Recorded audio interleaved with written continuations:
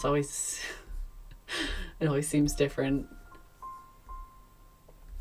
Okay, I think I am live. If you are here, you can see me and hear me, let me know. And also please let me know if my music is too loud or if I need to raise it a little. It's just like soft music in the background. So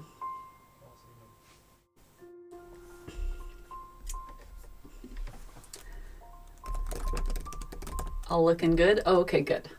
If maybe refresh if anyways, I think I'm live. Hello everybody. What's that? Okay, cool. Wolfie's in the next room helping me out with making sure everything is going well. And also watching chat with me in case I miss anything, so hopefully we got it covered. Good morning everybody. Good morning to you if you're over there. Good evening if you're here. And if you're awake in Australia, why? Or are they just waking up now? No, they're probably in bed. Ooh, Nightbot's working. Oh, awesome. Okay. Hello, everybody. I'm going to do a quick intro. So if you're watching from the future, I'm going to put chapter markers in the stream so you can jump to different things. But basically the goal of today's stream is I'm going on a trip and I want to take one of my travel palettes. And I have most of my favorite colors currently in all of my travel palettes, but there's some that aren't in others. And I recently got some new Granulating Watercolors that I'm obsessed with by Jackman's. Shout out to Jackman's. I also have a 10% off code for you all. I'll put that in the chat. But anyway, I want to narrow down my colors that I want to take on this trip. So that's the overall goal of the stream, but also it's just a very cozy stream where we can geek out about watercolors, talk about our favorites, talk about things that go well together, talk about granulation, and it's just an excuse to hang out, really. But I do have a goal. Like, I need to figure out what I'm bringing on this trip. I'm going to America for 3 weeks, visiting family. I'm also taking a workshop there, but it's a gouache workshop, so that's like a whole separate thing. But when I'm on my own traveling, I find watercolors a little bit easier because I can just like get out the palette, do a quick sketch, and then pack it away really quick. I don't have to worry about, like, I don't need a bigger palette to mix on. I don't need to wait for different layers to dry in between. I can usually work a little bit faster. With gouache, I tend to do like 2 or 3 layers. I mean, that's my ideal, at least 3 layers. I can do 1 layer, but I prefer more. So with watercolor, even though having more layers is great, but if it's like too humid and it's not drying quick, I'll just be able, like, I can still get something down with 1 layer. Okay, I think I covered everything we're doing today. So if that sounds like fun to you, I hope you enjoy hanging out today. So hello everybody. Let me just see. Oh wow, there's so many people. Hi Sketches. Also shout out to Sketches and Scrubs. Oh my gosh, let's talk about that. So Sketches and Scrubs in chat. She's a fellow YouTuber, art YouTuber. Go follow her. We are going to do a little meetup in London. Sketches, do you want to share info about that in chat? Because it'll be maybe easy for you to type it out, but if not, let me know. I'll explain it all. But basically, on my way back from America, stopping in London for a couple days, figured why not do a live meetup so we can hang out, get some coffee, sketch, just do the thing. I'm also doing a meetup in Seattle. So if you live near Seattle, that's I think on September 27th or, oh gosh, I should have looked up the dates before I started this. But if you're interested in meeting up in Seattle, email me if you haven't already. I sent out a newsletter about this, so if you're not in my newsletter, you may not have seen it. But it's going to be a chill hangout session and also another sketch session. So whatever we do today, if you meet up with me in Seattle or London, you'll be able to see it. You'll see the palette in person. And I see we have people from all over the place. Hello, everybody. Oh my gosh, hi. Someone from my workshop is here. Wolfie's like shouting things in the background. You live? I am live. It's a rare live stream. What's that? Oh, Maria. Oh, let me scroll. Hey, yay. Oh, I'm so happy you're still going through your pictures of Scotland and enjoying it. You saw the Jackman's watercolor somewhere. Yeah, okay, so I found out about Jackman's watercolors through one of the artists who comes to our monthly plein air meetups here where I live. I actually was hanging out with them today. We painted together today. And I don't know which colors she had, but she mentioned something about how they named the colors some really interesting names. Like one of them is called Shadow. Oh, actually I have some here. These are some of them. Petal Shadow and Summer Clouds. I think when she said the name Summer Clouds, I was like, ooh, I have to check this out. There's Deep Sea Green. There's a bunch of them. Sahara. And I was like, okay, those sound absolutely amazing. I need to check this out. And then I found, and she mentioned they're made in the UK, which is a huge bonus because as much as I possibly can, I would rather buy local. And also my Schminke granulation, my Schminke ultra granulation, super granulation, you know what I'm talking about. Those colors are insanely expensive and ridiculously expensive. And I actually go through them quite quickly. I go through granulating colors especially quickly. I don't know what it is about that. Maybe someone in chat can shed some light on that. But anyway, what was I saying? I just saw that Sketches got deleted. Oh no. I think it's from the link. Sorry, Sketches. Oh no. Wait, Sketches, I'm gonna add you as a moderator so you have freedom because I trust you and like we're meeting up in person. So if you're gonna kill me, whatever, but you're a moderator now. So have fun, Jack. The granulation colors. Let's get back on track. Oh my gosh. She showed me some of the colors. She said they're made in the UK. I was like, okay, I have to check this out. So I went on the website and there's so many. And I was like, ooh, okay. Maybe if I reach out to Jackman's, they would be kind enough to send me a couple samples so I could try them. And they did. So I got a few, which is really exciting.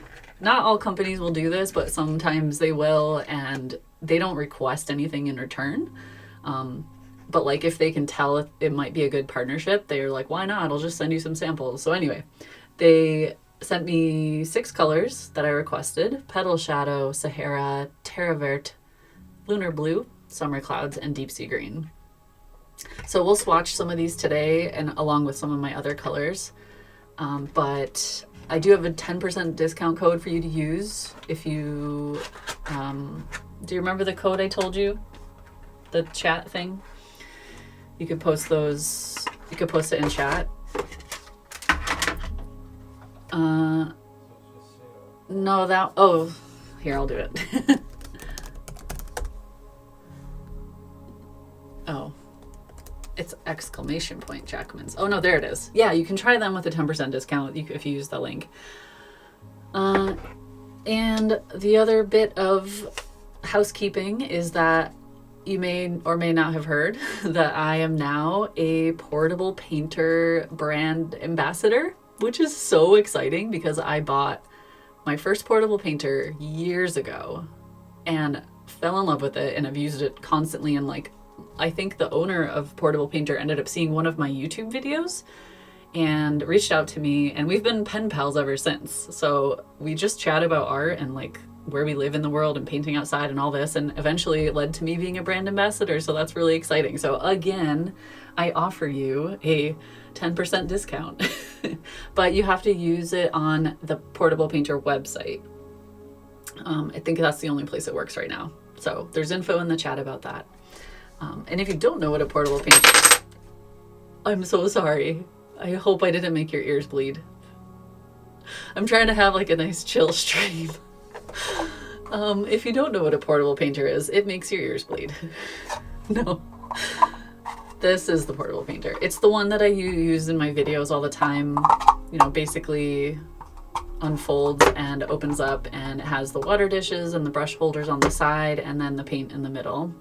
And they recently came out with all of these expansion pans so you can like fit more paint in this area, which used to just be the brush holder. So that has helped me a lot. And right now I have colors in here that I've had in here for a year or two, I think, and I'm kind of ready to change some out. So it's about time. I was thinking about that years ago. It's like I use the portable painter so much, and I talk about it in like all of my videos, and I just love it. And then when they reached out to me, it just felt very like a very natural partnership. And it's not like they literally don't have to, I didn't have to be a brand ambassador or get anything out of it, but I'm happy that I can, because I share it with my audience so often. Like, it just makes sense, you know? So we are going to, I'm probably going to have to remove like half of these because I only have 1 or 2 granulating colors in here. Let's talk about granulation, because I was never a massive granulation fan. I tried the Schmincke Horadam, or no, the Schmincke Super Granulating Colors. I don't know where I put them. I tried those a couple years ago, or a few years ago by now. I think I did a video about the Shire set. Obviously, I had to buy the Shire set. I'm like a massive Lord of the Rings nerd, so it was like the first thing I did. And I also bought a couple of the Volcano, and I think a couple Deep Sea and Tundra, like 1 or 2 of each line, and love them because they are, a few of them are in here. Volcano Yellow and Volcano Red are actually pretty nice mixing colors. They aren't overly vibrant, so you can mix kind of a bit more subdued colors with them. Plus they give you all that granulation. Potter's Pink is just like a all-time favorite of mine. That's probably the only granulating color, like super granulating color I had in my palette for a really long time. And then I started getting into the more granulating ones. And then a couple years ago, I think 2022, maybe, don't remember, I switched to Daniel Smith colors almost exclusively. I wanted to like simplify my life, because before that I had tons of different brands in my palette and like just a lot of colors that didn't go well together. And anyway, I narrowed it down to one brand that I really liked.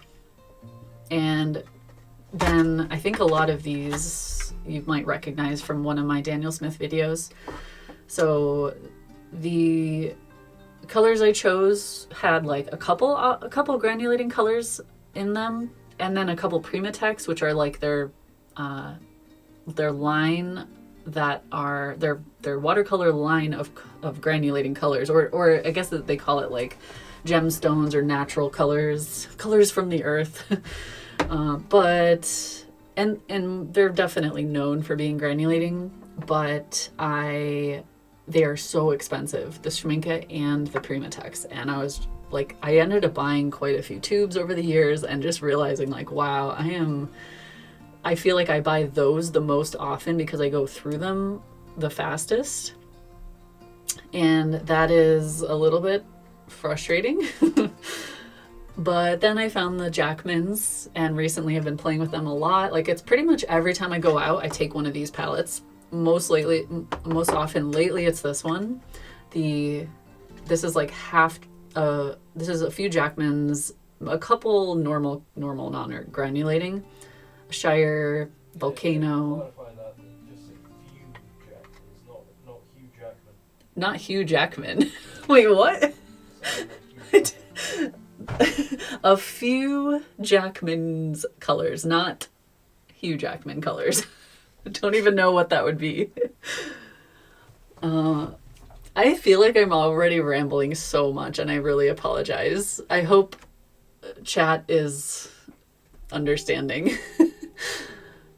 Bit too large for your style, but if you had a mini version, you would love it. Well, they do. They have the Portable Painter Micro. This is one that I like to do when I go for hikes or bike rides, because it can just fit in my pocket or my like bike packing bag. And this one also has the expansion pans. So I'm always changing out the colors in this little guy because it's just fun to do that. I think, yeah, these are the colors that are in here now. Sorry, over here. And they have little expansion pans you can use, which gives you like twice as many colors.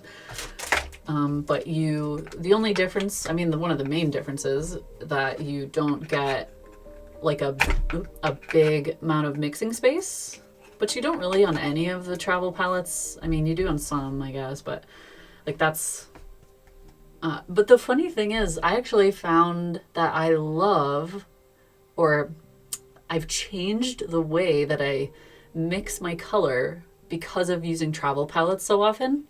Oh, by the way, I broke one of my portable painters, my big portable painter. So it comes with a side that's like this and a side that's like this. Keep rambling, we love you. Okay, here it comes.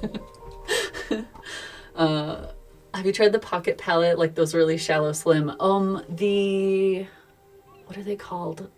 Folio palettes. Is that the kind of, you mean?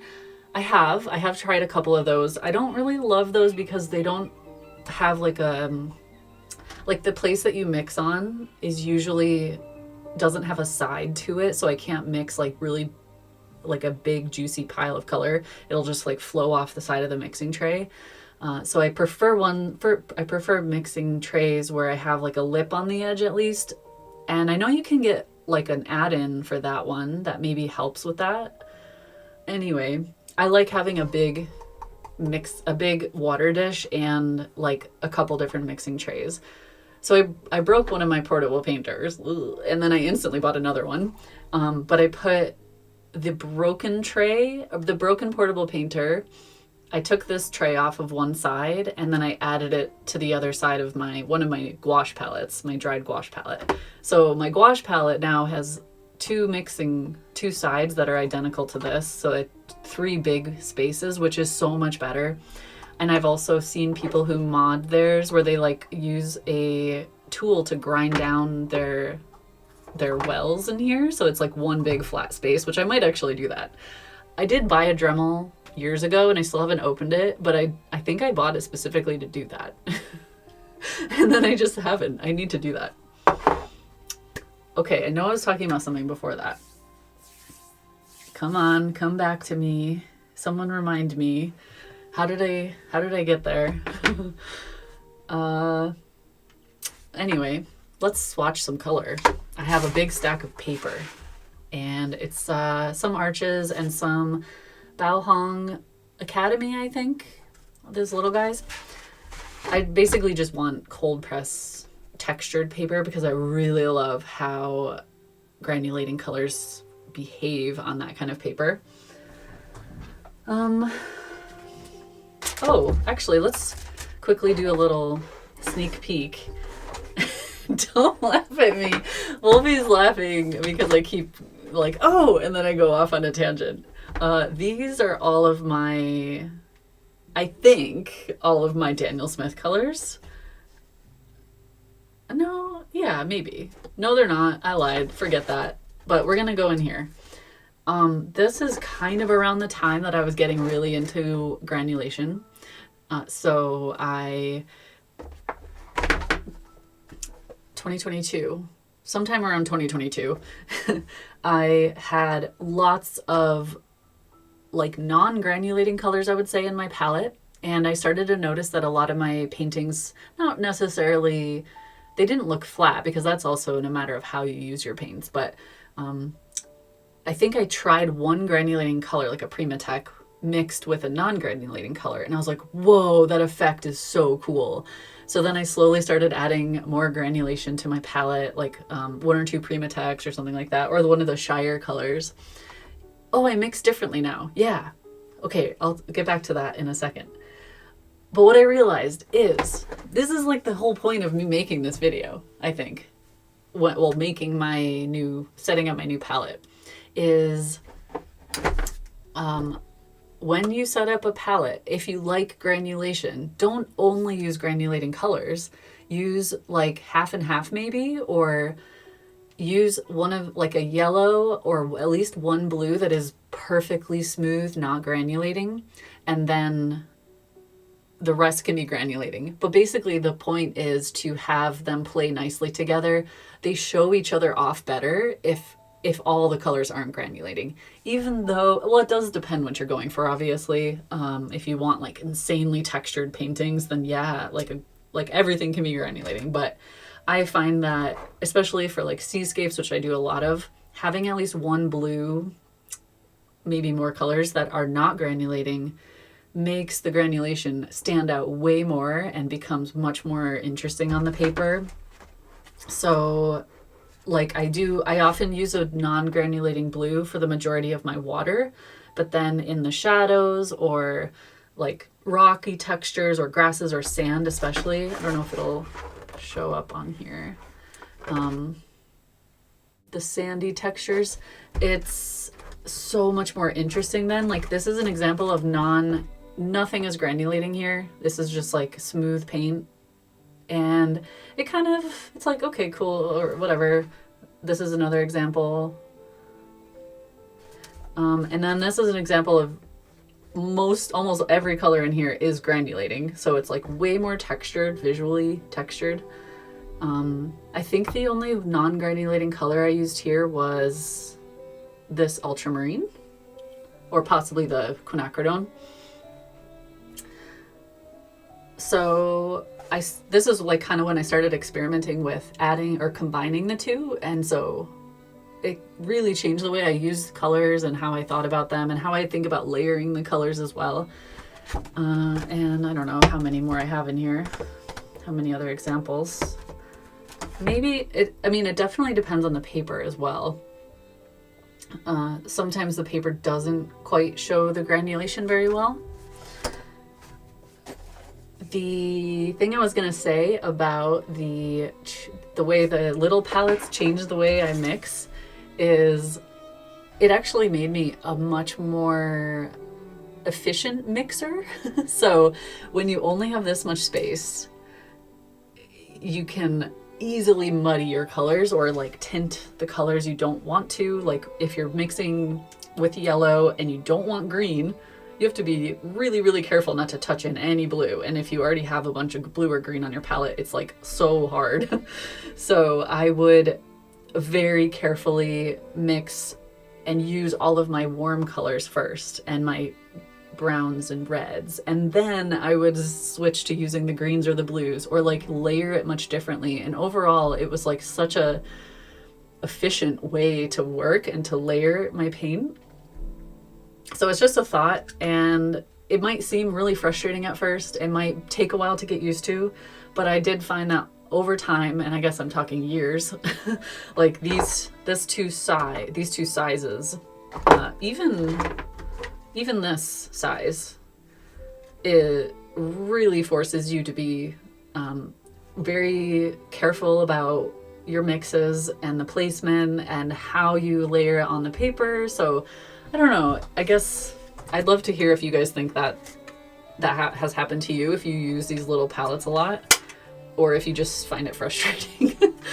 I think it just takes time, really, because obviously when you're inside and you have all the space, you can have like a huge mixing tray, and that's very luxurious. Okay,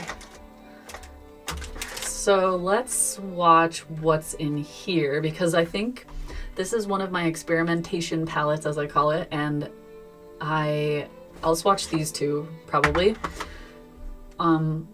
whenever I'm like playing with a new combination of colors, I put them in a little palette like this and take it with me everywhere. So these two, or just at least one of these, is always with me wherever I go. The portable painter as well, but that a lot of times I'm using my gouache portable painter, not the watercolor one, because right now I'm experimenting with these.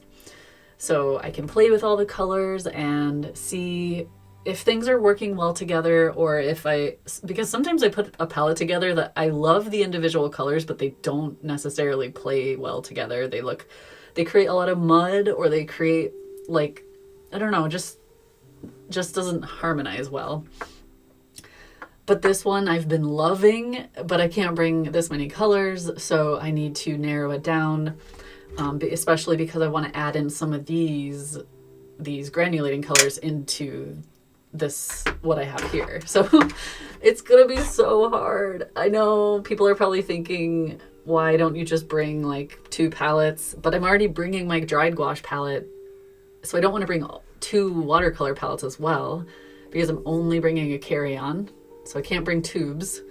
I'm bringing whiskey for family and friends. So obviously that takes priority. It's like, this is the dilemma. I do have some swatches pre-made, but I don't remember I don't think all of these I have swatches of. So I figured we would just do new swatches.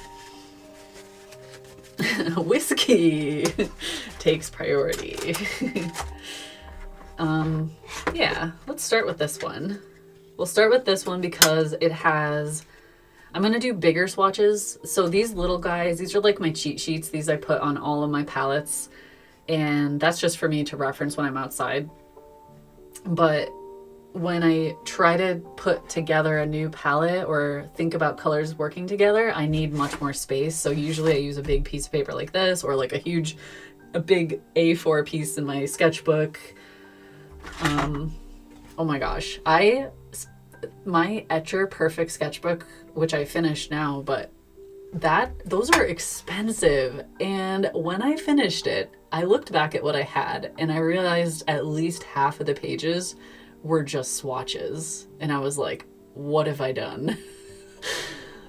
I mean, okay, I get it. Like, a sketchbook is a sketchbook. Do what you want in it. Have fun, play, learn. I get it. But yeah, I could do that on loose sheets of paper. Why did I do that? Anyway, has anyone ever done that? Or am I the only fool? Let's soften our colors a little. What? The orange color here is New Gamboge. New Gamboge. It's New Gamboge. I just like to say it like that. New Gamboge. I think I actually have a couple new colors since we last spoke, since I last did my video about my palette. I honestly can't remember what's in that video because it's been a while. But I may need even more water than that because it's been like 2 weeks since I used this. Or no, 1 week. But I left it open and it was a hot day. And look how much it shrank. It's like, ooh.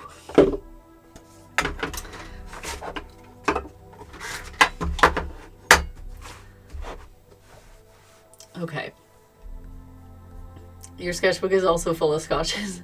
Make your own sketchbook. Dang it. I know, right? I even bought materials. I bought the things I need to make a sketchbook. I bought the wax thread and the quirky curved needles and the press, the stuff that you can make your own press. And I have tons of loose paper. But have I done it? No. Because I own so many sketchbooks that I can just pick up and use. Swatchful. Yeah.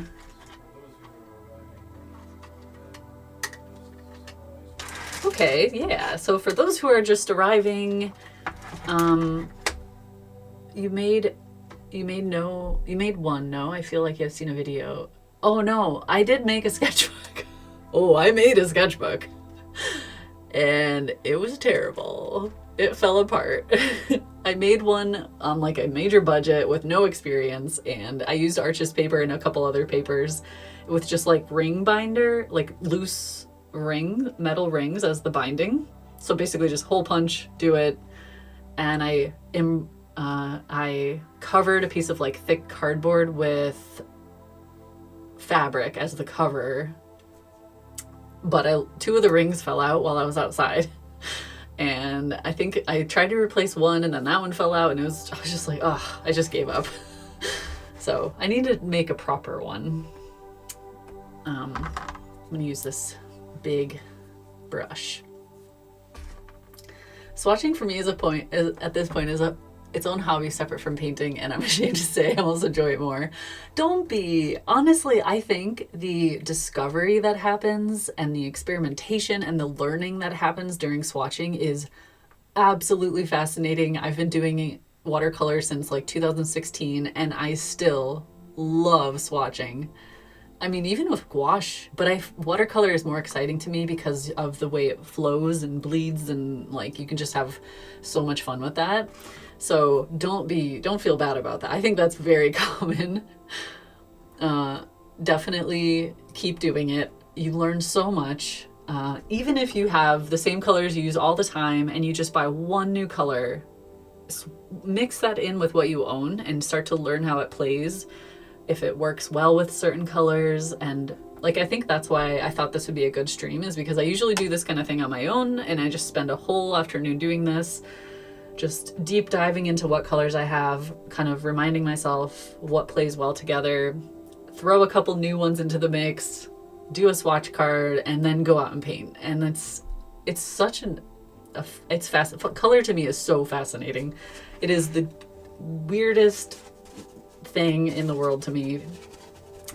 I don't know if I'll ever fully understand it, but that's okay, because I love the excitement that comes from it. Lindsay made an awesome video on Coptic stitch sketchbook. Oh yes, that's the stitch. That's the type I want to do. I think we'll just go from the top over. I'll use the bigger paper for now. So I didn't label them, but I'm going to try to remember what I have. All of these are Daniel Smith unless I say otherwise. And shall I zoom in? Is that too zoomed in? Let me see my OBS. That is all palette. We got all palette and no paper. But let's see if I can keep track of. Also, is the music too loud or too quiet? I can change it. I can adjust it. It's just like super chill ambient music in the background.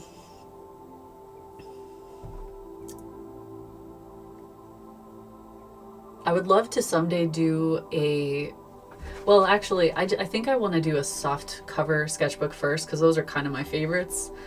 Music is perfect. Okay, cool. So, is it bright enough? Is that okay? Let's just get this. Wolfie, will you tell me if I go off the screen? The paper.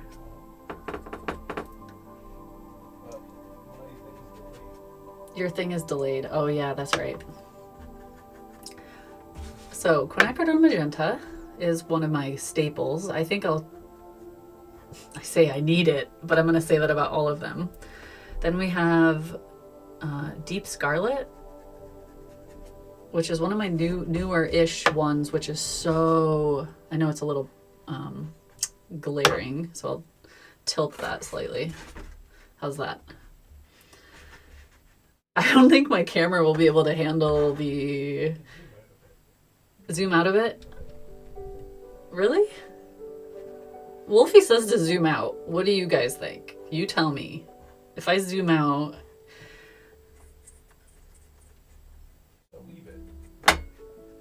well, I think I just need to make sure it's centered. Potter's Pink, of course, is very subtle.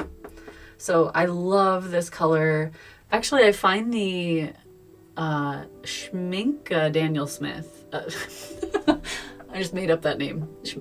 New brand, they combined. The Schminka Potter's Pink is my favorite. I think this is actually the Schminka because I realized it was much darker in its mass tone, or it doesn't ever get insanely dark. Zoom out a hair. Okay. That's a hair. More? Oh, look at him. Oh. Hi, little boy. Are you being a sleepy kitten? This is Akira, if you haven't met him yet. What is he doing? He doesn't know where to look.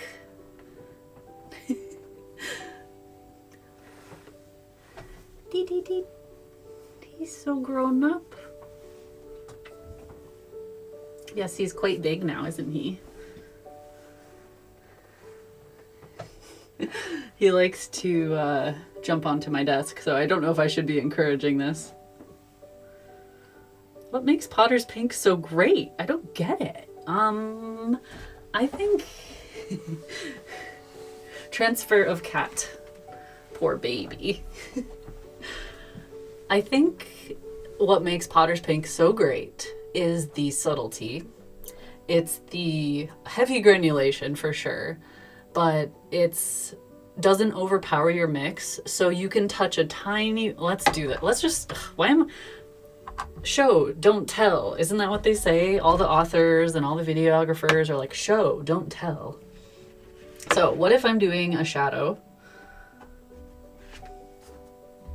Let's go with ultramarine and lavender. So if I am maybe painting a big old shadow on something, and maybe it's a tree trunk, if I just touch a bit of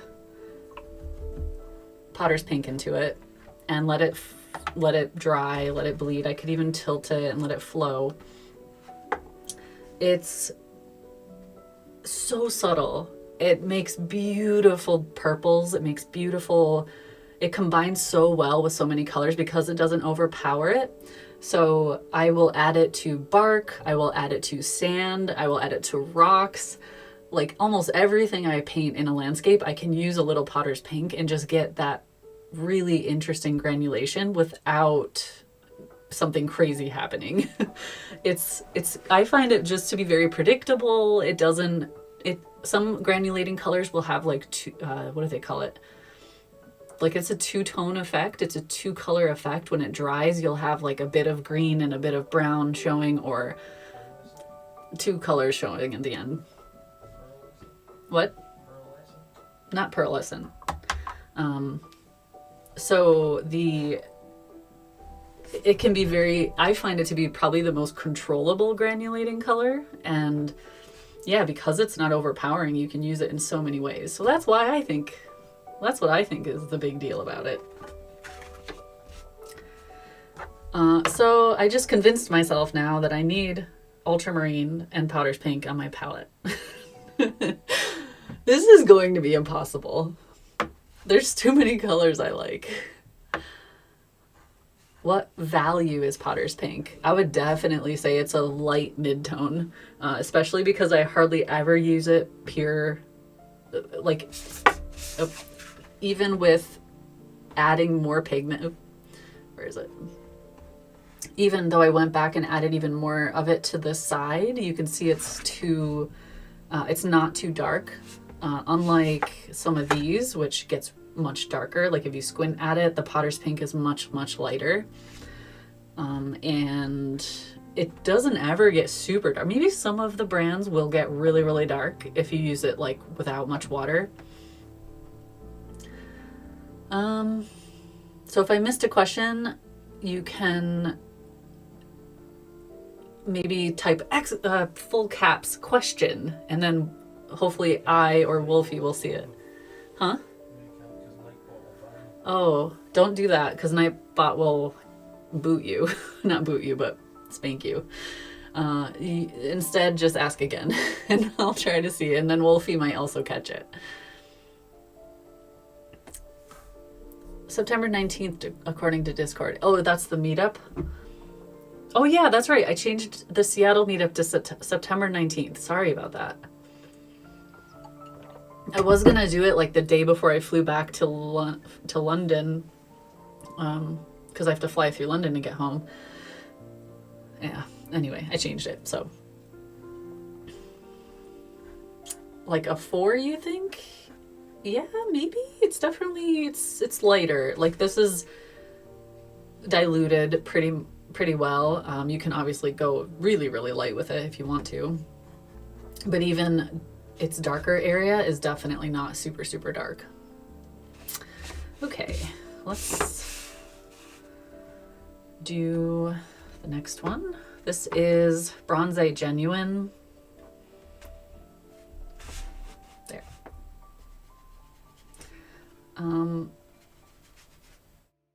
It is a granulating color and it has a little sparkle to it.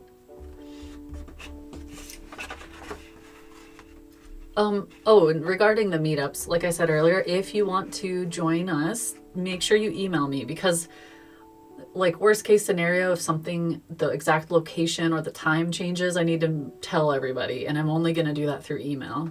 So I need to get you on my list. Where did you get the little black palettes? These ones.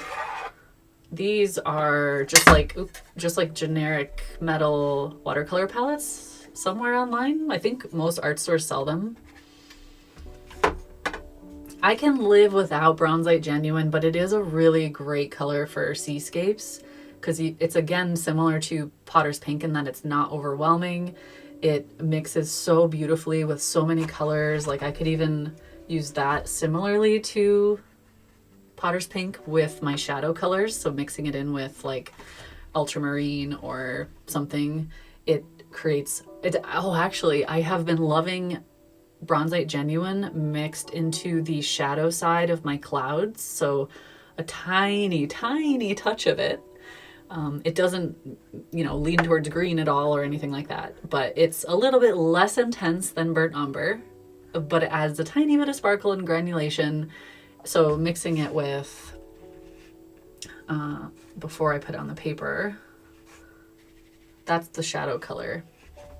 So it's not quite as intense as as burnt umber would be in the shadow side of the cloud, but it makes such lovely skies. And I paint a lot of stormy skies here, so yeah, it's definitely something that I think about a lot. How do you, shadow sky, cloud shadows. Wait till we get to the Granulating Colors Summer Clouds and Petal Shadow. I think those are probably my 2 favorites, and I'm excited to show you. The sparkle in the bronzite is just a pearlescent shimmer. Probably, yeah, I think most of them that slightly sparkle are that, but it's just like super, super subtle. So it's not one of those that's in your face, like big sparkles. I also have the Amethyst Genuine, which does the same thing. It's very, very subtle. So next we have Buff Titanium, which I love so much, but it's kind of it's like, I don't absolutely need it, but I use it all the time. So I trick myself into thinking I need it. Especially love Buff Titanium if I'm mixing subtle, more like not quite so saturated, more subtle colors, maybe in the distant elements of my landscape. Again, I do a lot of seascapes, so like maybe the distant cliffs in the seascape, or rocks in general. Like I use a lot of Buff Titanium. It's also amazing for sand. Like you can just use it pretty much straight up or mix a little into your Bronzite Genuine, and they play so well together. Sorry, it's tilt that a little. It is a little more opaque, so you do have to be a little bit careful, but it just is such a fun color. I instantly bought the Daniel Smith gouache Buff Titanium because I loved it so much with watercolor, and I use it constantly in my gouache palette. It's the kind of ultimate watercolor cheat code. Yeah, I think we all have one of those. What would your, okay, this is a good question for chat. You know how I'm describing buff titanium, how I'll just mix it into everything and it just is like my cheat code for making the distant elements nice and soft. Do you have a color? What is your cheat code color? Don't take away my buff titanium. I know. Okay, now I'm convincing myself I need it in the palette, but I'm gonna run out of space really quick. I'm gonna have to be cutthroat when it comes to choosing my final colors. I might need some help. I might need you to be like brutally honest with me and force me to say no to some colors. This is lemon yellow, which is a very, I always call it a clean yellow. It leans slightly green. It's like kind of cool, but it's very transparent, and it's not like I used to use Vanadate yellow, whatever it was called, Vanadate something, bismuth Vanadate, I think, and that was so insanely strong. It was like really, it was more opaque and so strong that I like needed the tiniest bit to tint my colors. And I thought that's the best way to do it, because then I only need a tiny amount of it. But then I found when I'm out there painting, I would like put my brush in the yellow, and somehow like my entire mix was just way overpowered. So I've been playing more with subtle yellows lately. I really like the lemon. I also like the volcano yellow from the Schminke one, but that's again like expensive and I'm trying to get away from those. Oh yeah, so let's see the cheat colors. Potter's Pink is a great cheat color. Yeah, it is. Buff Titanium and Indent Throne Blue. I used to use the Indent Throne Blue, which I'm probably saying that wrong, but I used to use that a lot. And also, what did I use? Anthracnone Blue. I think that was my main one. Is that the same thing?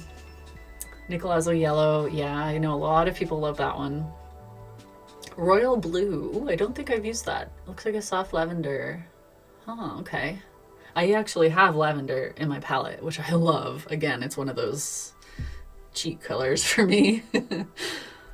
I totally blame Ian Stewart for the lavender obsession, because he is the one that showed it to me in person and he put a little dollop of it on my palette, and ever since then I'm obsessed.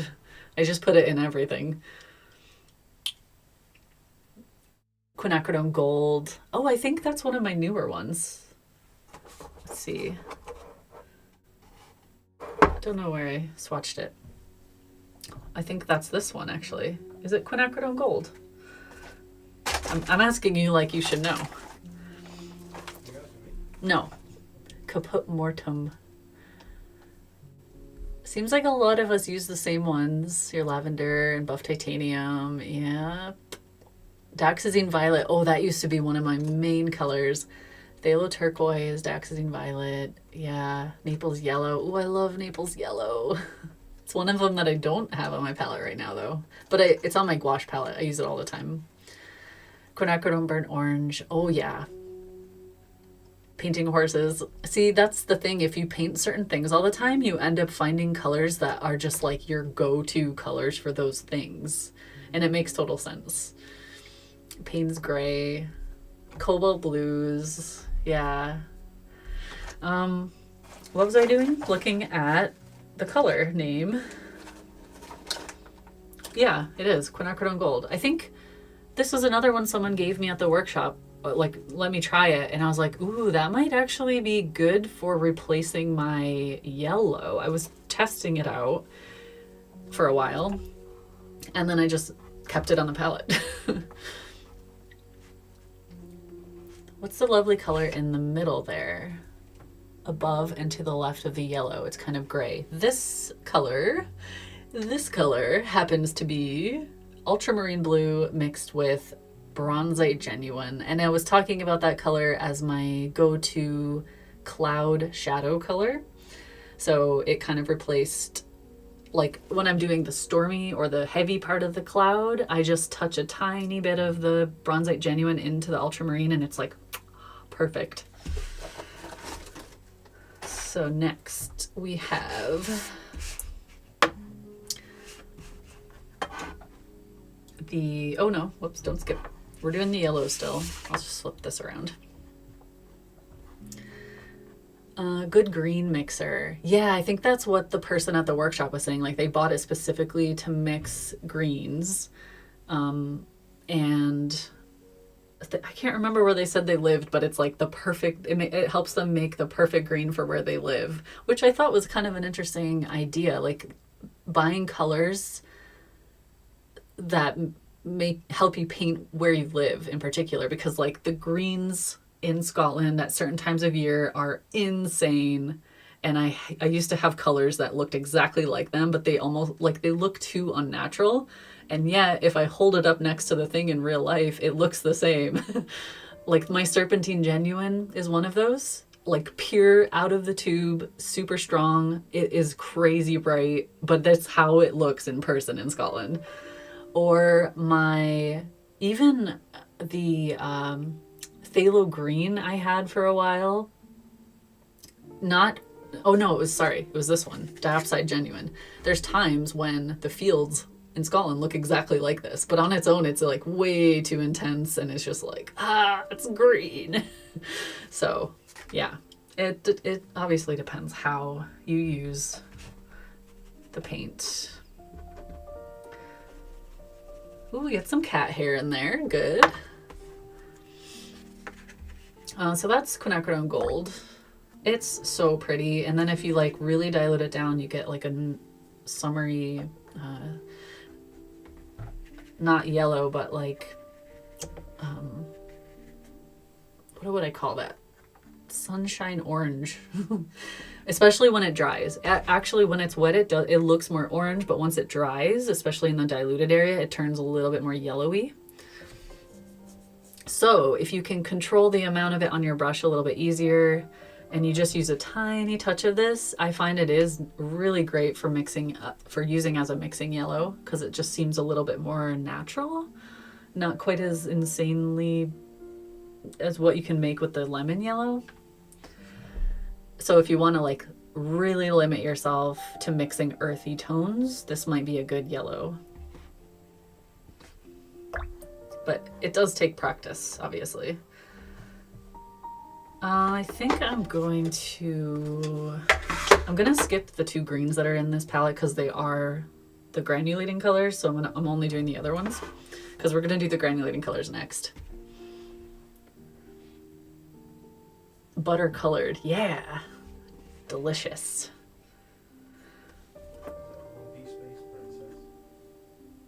Hmm? Am I painting Lumpy Space Princess? No. I mean, I guess I kind of am. So the next one we have is lavender, which, like I said, totally blame Ian Stewart. And it is such a fun color for seascapes, for skies, for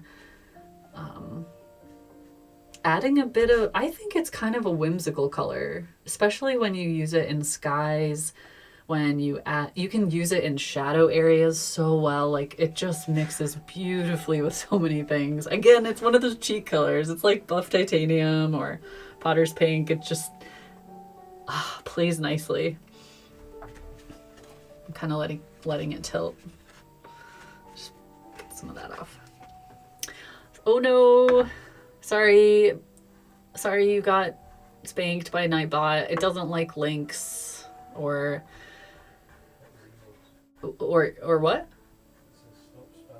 Oh, spamming emotes. Oh no. Just ignore. Nightbot is grumpy. It's fine. You're okay. You can get a little darker with lavender if you don't dilute it so much. So yeah, like really pretty. It's a delicate color. It's so pretty with so many things. I started using that in my skies, and actually if you use a tiny bit of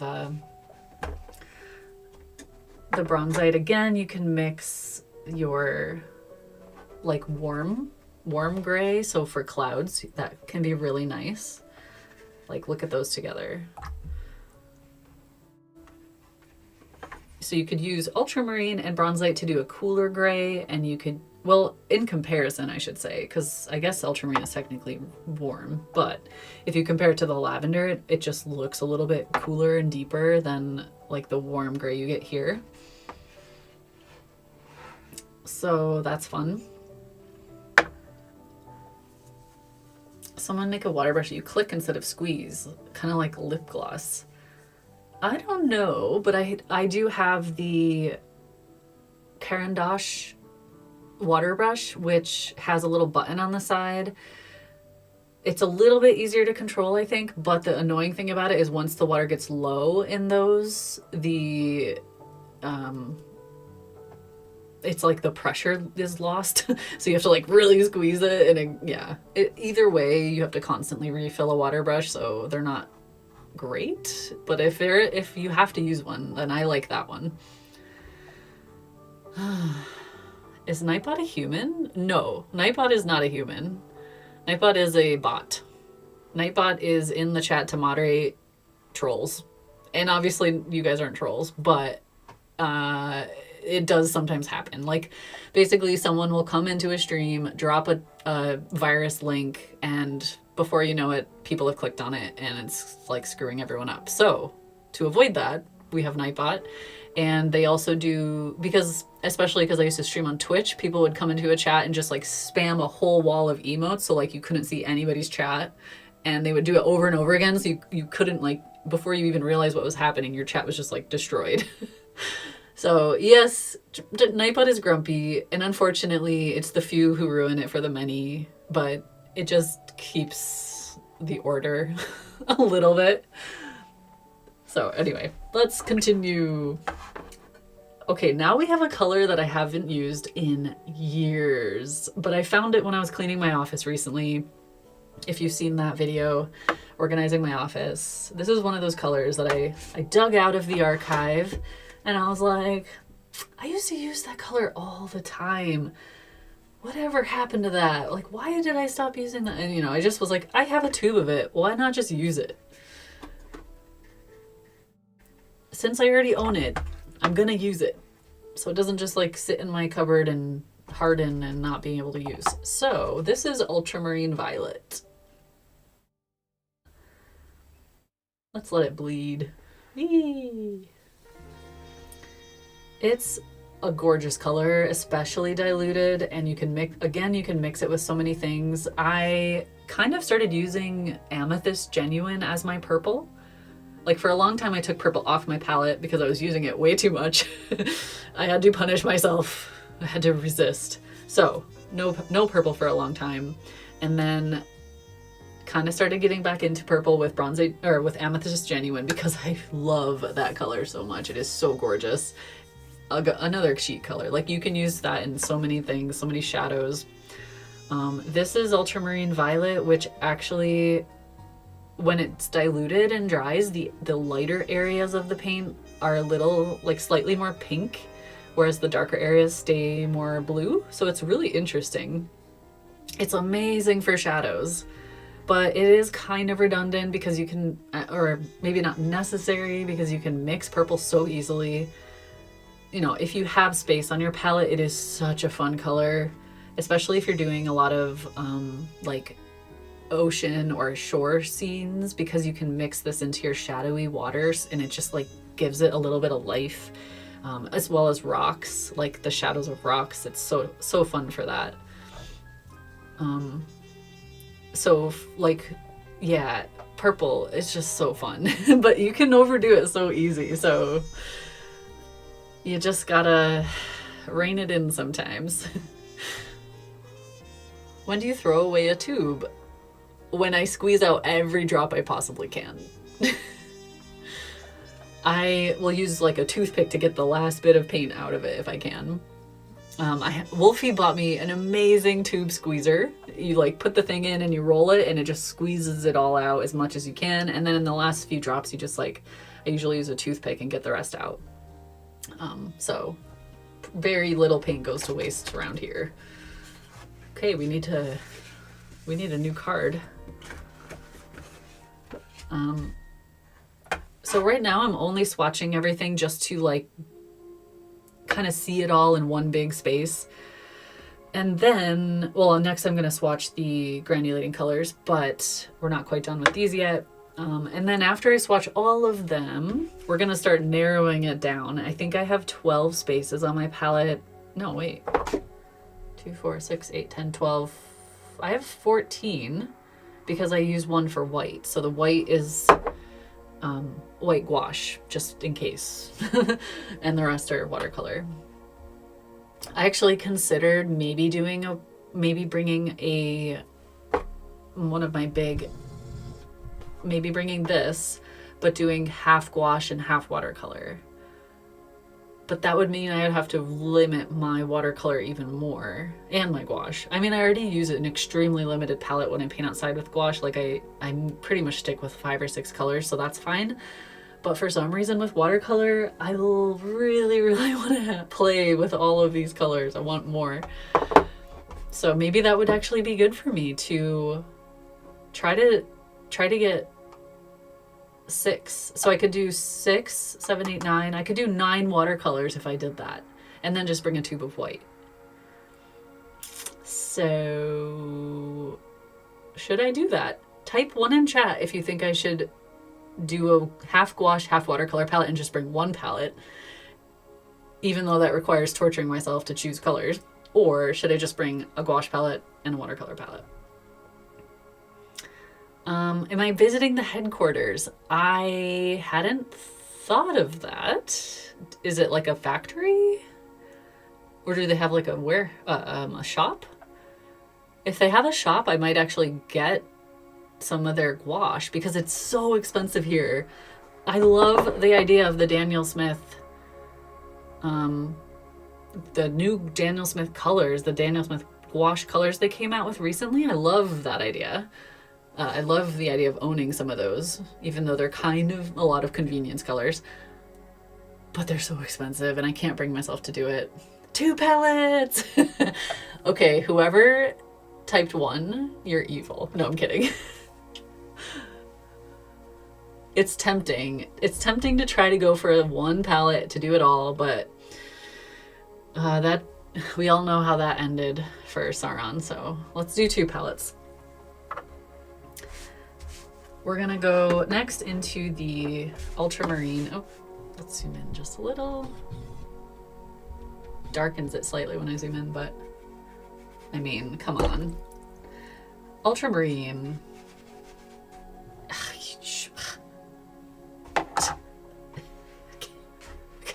Like, what are you gonna do? It's just the classic. It's like probably the most useful color on my palette.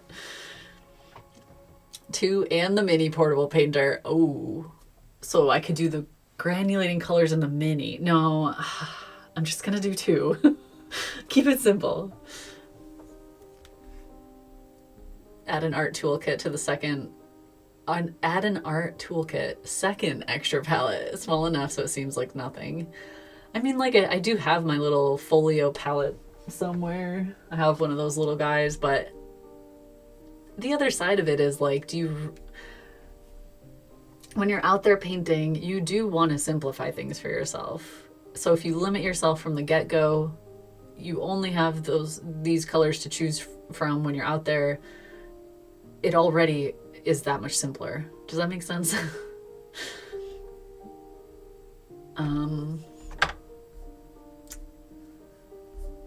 The granulating gouache from Daniel Smith. Granulating gouache. Interesting. I mean, I do have like a couple of my gouache colors.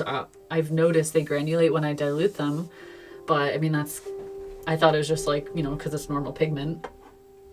Next is Phthalo Turquoise, probably my favorite color. I say that whenever I swatch it because it's so gorgeous. Tilt it a little.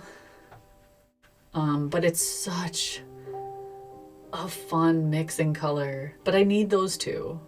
If I'm taking blue, like I feel like I need these 2. I can't just have one. Obviously I could. Can't get rid of ultramarine. It's so useful. Exactly. But so is the phthalo turquoise, because I use it to mix down really dark darks. I use it to, okay, let's talk about phthalo turquoise. Phthalo turquoise with a bit of Bronzite Genuine. With a bit more of Bronzite Genuine. Here, I'll tilt it slightly.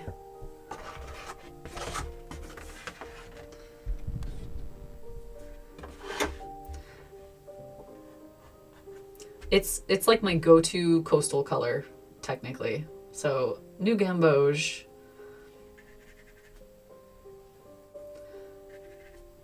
Maybe it's just because I've always used some form of like a phthalo greenish color that I'm so used to it. But because when I'm doing the coastal scenes, you always have like at least a tiny pop of turquoise somewhere. So having that as the base, but then being able to mix in to that with like any other color and being able to create all these amazing tones. Like, okay, so here's phthalo turquoise with Potter's Pink. It's such a beautiful gray. And it's because the phthalo turquoise is not granulating, the Potter's Pink does a little bit of the work. It granulates a little, but it's not overpowering. It's still just like nice and subtle. What about Viridian? No, I just don't like Viridian as much as the phthalo turquoise. And the other thing is, when I am painting anything with water, pretty much like, you know, the coast or whatever, anything I would see, the sky and the water always look different. The sky is usually more cool green. So like we obviously need to dilute it a ton. So extremely diluted phthalo turquoise is often the perfect sky color for like a bright sunny day. And then compared to that, I'll use like an ultramarine down in the actual sea or the water. So side by side, they instantly separate each other. Like, you know, that's the sky, that's the water. But obviously you can use them in so many other ways. So yes, you could just use one blue. Where's the fun in that? But when they separate, so this is with the Potter's Pink in there, they start to slowly separate. Let's see if I can get a close up. Okay, it's really hard to get can you see that?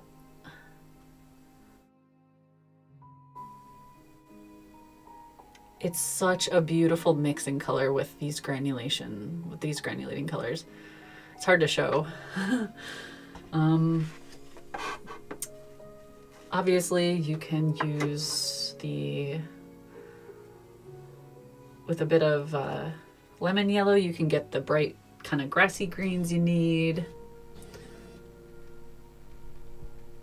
You can see it, okay.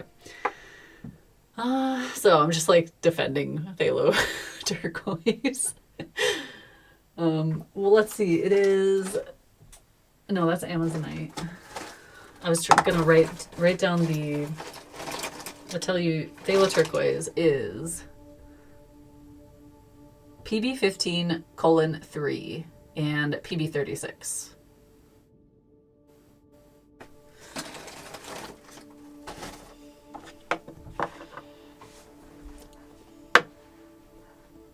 Your pro turquoise, yeah. Turquoise in general is just my favorite color. I mean, like my brushes, I use that for the handle. I mean, you can almost tell, you can almost see the influence. It's just a lot of my backpacks, like all my stuff, I want it to be turquoise colored.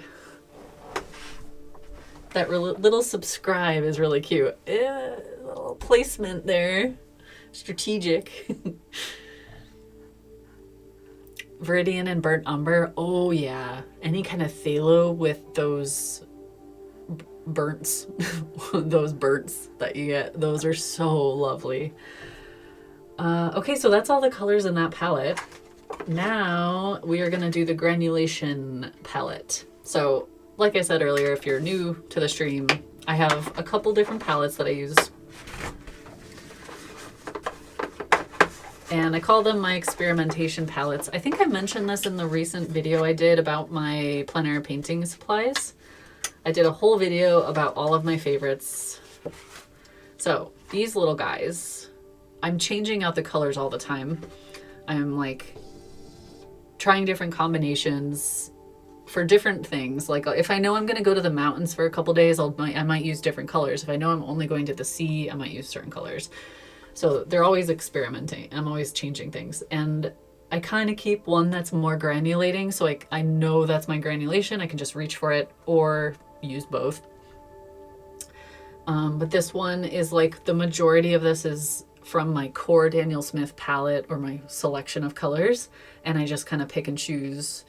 And this one is the one that I just added the new Jackman's Granulating colors to.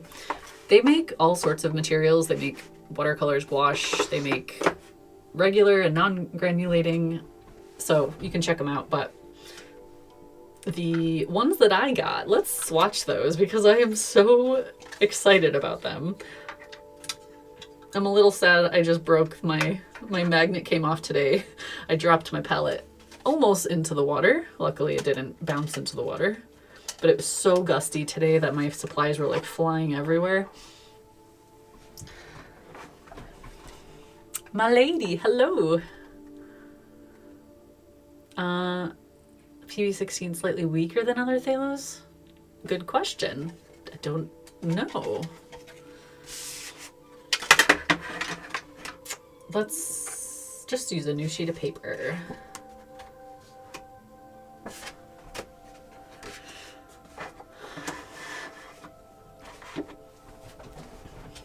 You've not found that to be the case. There might be different intensities of Thalos, but I haven't done enough experimenting with that. I just know Thalo in general is so strong. Okay, actually, let's just do swatching straight out of the tube because I think some of these are cross-contaminated. So first, we're going to do a little dot of color. I thought it was interesting that the names, obviously the names for different colors for different brands, they just choose them. They're not, there's maybe not really a rhyme or reason, especially for granulating colors. They kind of just make a name that they think suits it, which is fun because like this one's Petal Shadow. This one is Summer Clouds, but maybe it's not necessarily my version of a summer cloud. You know, you never know. These are just the sample tubes. I will do a little dot. I chose colors that I thought would work well with my landscapes. So they have way more colors than this, and I really want to try some other ones too. This is Petal Shadow, probably my favorite out of their whole line. Even though I haven't tried all of them, like when I looked at their website and saw the different options and then tried this one in person, this one is definitely one that changes color when it dries. Like it has two colors visible when it dries. So we're gonna do a nice big swatch. And I'm also gonna drop in a lot of water because the more water, the more fun you have. Especially if you have one edge of it or one area that's really, really watery and juicy. And so it's called Petal Shadow. And to me, it's one of those colors that looks 3D when it dries. It is amazing. You can already see here where the excess water is building up, how pink it is. And this is PR122, PY3, and PB35.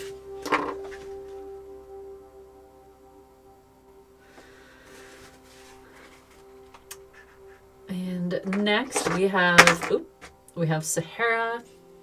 Yeah, look how already it's separating. So a lot of times you won't see the separation till like the very end when it's all dry, but this one is pretty much instant, which is fun. So you can like, imagine if you get really good at using this color, if you're painting, it's called Petal Shadow. So let's just imagine you're painting petals. you could get really good at knowing exactly how much water to add to different sections of the petal to make it either pink or the deep purple or blue.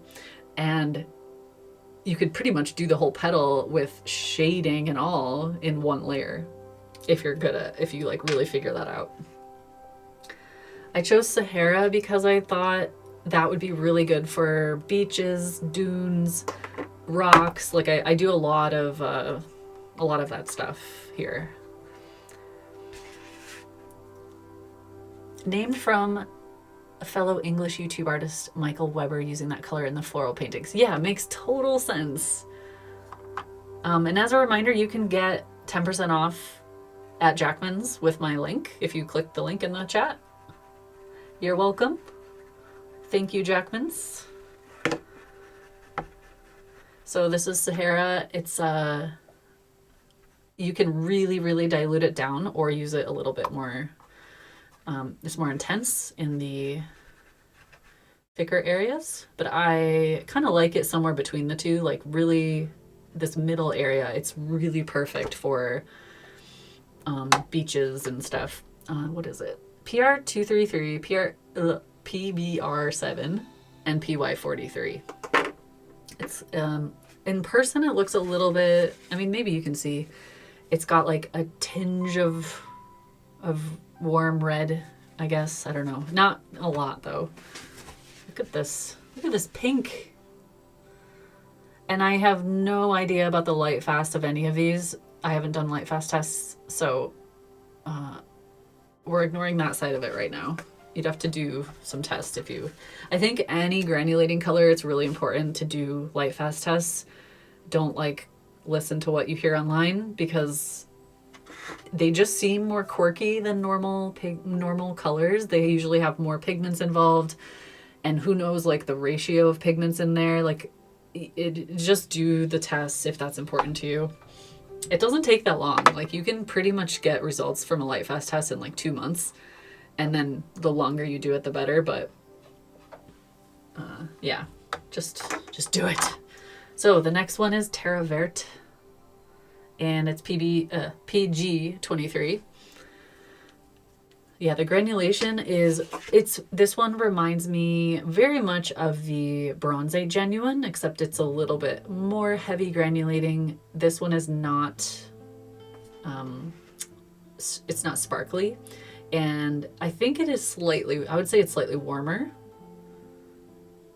but like I already know that I'm going to use it a lot in my beaches and my sand, any kind of sandy scene, which I do a lot of.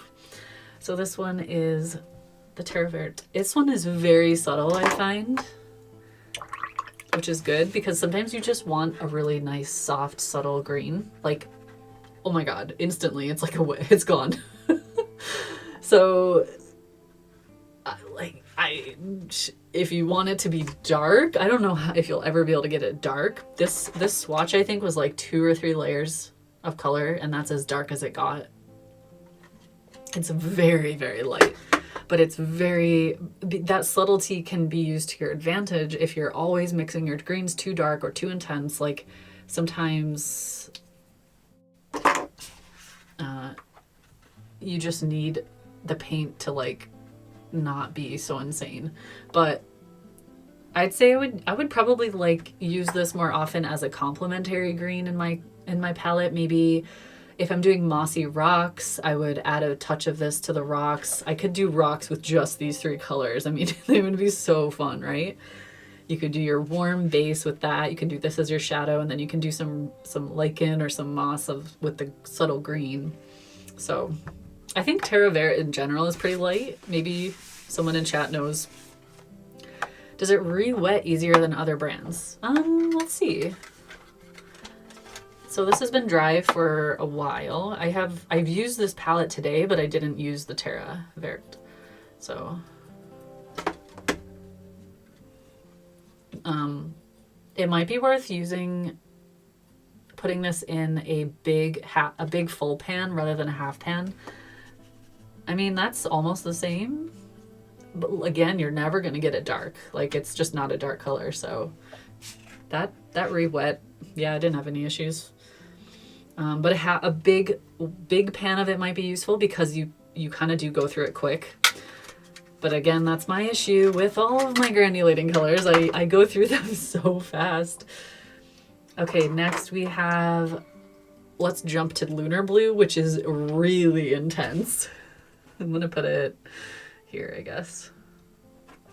This color is like pow, pow, right in the kisser. And it's PBK 11 and PB 15:3. It's non-existent. So that's almost black. In person, it looks almost black. There's a tiny bit of blue on the edges. So we're gonna have to dilute it down. But I've been using this a lot in my shadows and in like an area of the coast that's maybe a little like when you look down into the water and you see like you can see a bit of the sand underneath the water showing through, but then in the seaweed or there's rocks under the water that makes it look super, super dark, but it's still colorful. It's like a bluey color.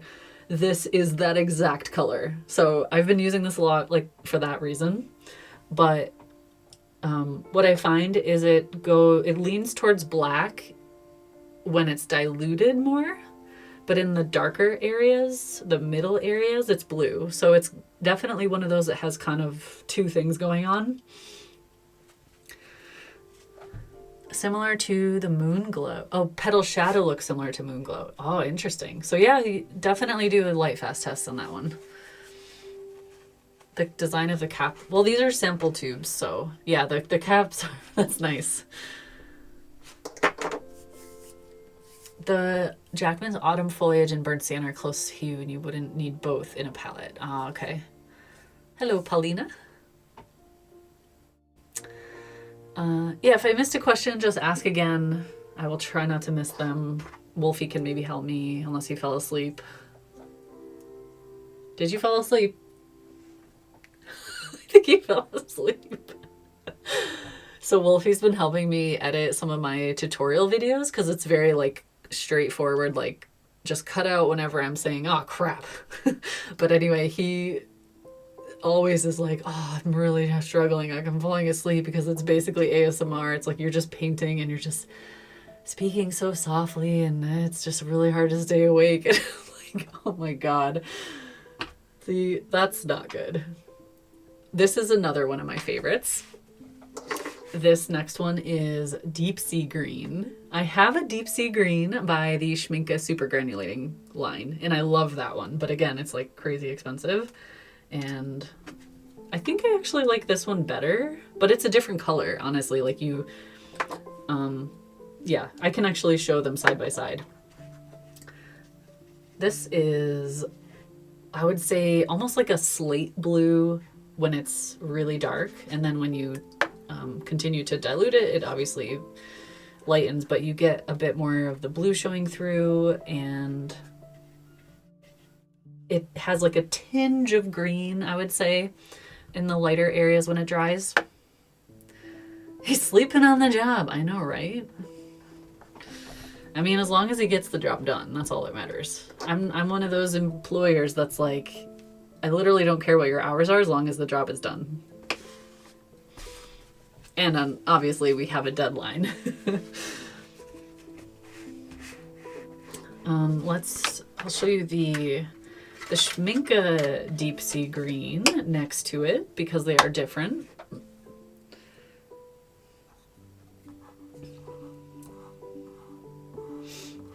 Uh-oh, what happened? Someone got in trouble in chat. It's a compliment. So relaxing, yeah. Love your videos. Glad you're doing a live. Oh, thank you. I don't do lives very often. I mean, maybe some of you know, I used to stream a lot on Twitch, and then I think I did a couple, like 1 or 2 years where I did stream more regularly on YouTube. But then I had insane issues with my internet, and it got so frustrating to try to have like a simple live stream. It just got really frustrating, so I gave up. But nowadays it's decent. Even I'm getting sleepy. I'm sorry. It's Sunday. Just relax. So this is the Schminke Deep Sea Green, which is, I would say it's almost like a cerulean blue.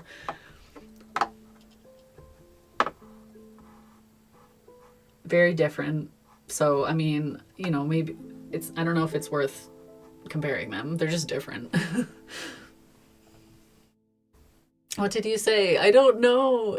Did you post a ton of emotes or did you post a lot of caps? Oh, caps. You got too excited. I need to chill out, Nightbot. I swear for the next stream, I will make Nightbot calm down. Maybe there's a setting where it's on like high alert. Okay, so we have Deep Sea Green. And did I mention it's PBK11, PB72, and PG7. This one. So last we have Summer Clouds. Again, it's a...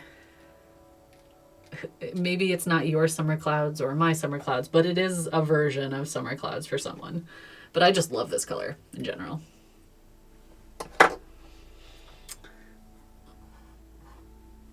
Okay.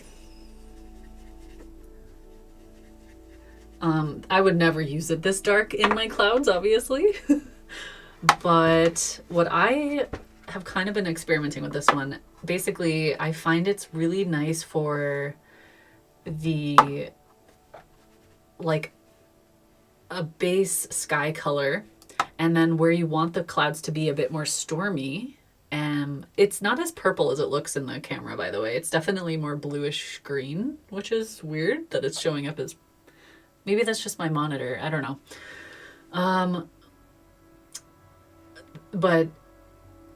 rewind. So, painting the sky, maybe use it very, very, very diluted. And then where you want the clouds to kind of look heavier, look a little stormier, just use more pigment because it does already have that like stormy quality to it. You obviously would have to very carefully control your water in that case, but sometimes it's nice to just use one color for all that. And the color, wait, where did I... This one is PB72, PY3, and PV19. I'm trying to let the water kind of like collect, but it is such a fun color. It's they're all slightly different, so I would use them. I mean, I could probably just use one of them and be happy, but I've already come up with uses for each of them. But I basically need to choose what's going to be the most useful in a limited palette. And in doing that, I typically look at what is different. So, wait, how do I explain that?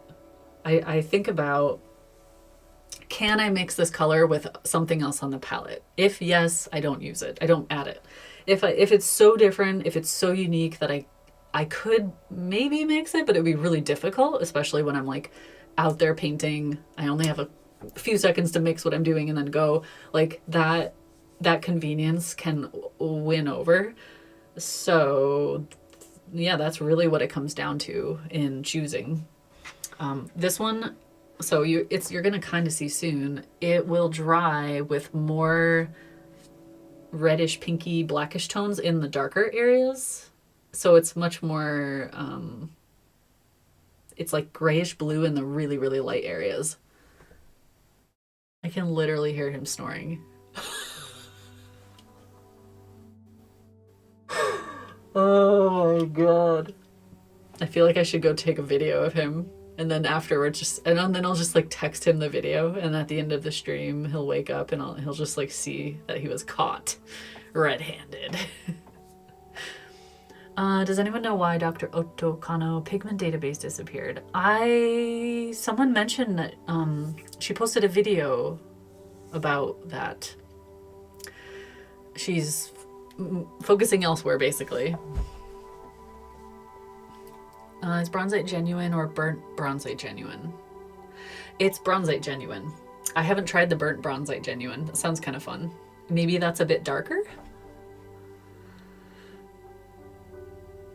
That's okay. Okay. So what are we gonna do next? Next, we have to narrow the colors down to, well, technically I could fit 14, so that is quite a lot of colors, but let's look at, nope, this way. It's kind of fun to see them all together. I kind of covered my lavender there, but we'll just maybe do a little swatch of lavender here. So we have, I mean, I basically know I want to bring lavender anyway. I think I've already decided I'm not going to bring the purple because I can so easily mix purple. Actually, no, I won't say that yet because it depends on what red I'm bringing, because I can't mix red. I can't mix a deep purple with these two reds, only with this one. And yeah, I know it's pink, it's not red, but I use it as a red. Maybe change the music to heavy rock. What color was the last one? This one, the last one I did was the Summer Clouds on Jackman's. So let's just run down in case you chimed in late. This is, they're not all dry either, but like you can definitely see a bit more of the variation in them. It's really hard to show. I put way too much paint on this one. That's not a reflection of the paint. That is just me being too aggressive with the paint. So that's more like kind of the deep color it will dry.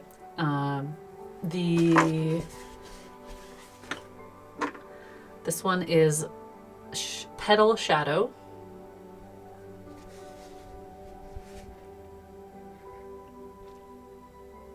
This one is Sahara, and the green is Terre Verte.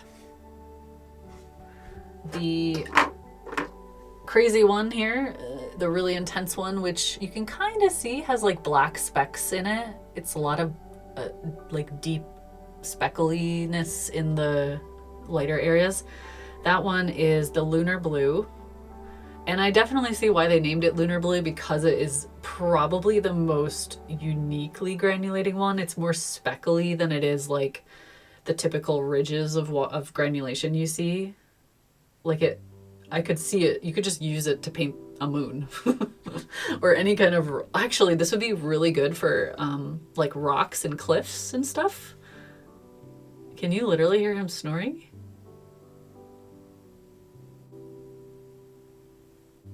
Of course, as soon as I quiet down. And then we have Deep Sea Green there. Oops. That's the Schmincke Deep Sea Green in comparison, which again, you can't really compare that. So yeah, that's the Lunar Blue, that's the Deep Sea Green. And then last we have the Summer Clouds, which isn't dry yet, but you can kind of see some color variation in that one. I honestly don't know why the camera's showing this one so purple. There's like a tiny bit of warmth in there, but it's nothing compared to this. Like this is pink and purple and blue. This is blue with like hints of pink and hints of black.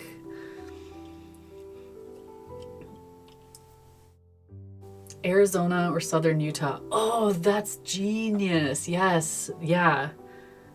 That color and Sahara, Petal Shadow and Sahara would be amazing for like any kind of desert scene. Imagine, oh my gosh, Grand Canyon. Oh, yeah, okay. So let's see. We have all of these to choose from. Basically, what do we have to start with? We have, how many are in here? 2, 4, 6, 8, 10, 12, 14. I have 14 in here. Technically, I could just bring all of these. And that does include 2 granulating, which I didn't swatch. Oh, I haven't even swatched my Primatex, but that's because I want to stick with the I haven't swatched the other ones. What is... I just swatched the Jackmans. So now I have a choice to make. Should I swatch the rest of the granulating ones that are in here that I've been playing with lately? I have Serpentine Genuine, Volcano Yellow and Red, Potter's Pink, Shire Gray, and just Ultramarine because it's like classic. I can't take 3 palettes. I can't. I honestly won't have that. I maybe will have like a little time to paint with watercolor. Okay, I'm probably gonna have more time than I think. I always think I'm not gonna have time, but then I end up wishing I brought more stuff or something.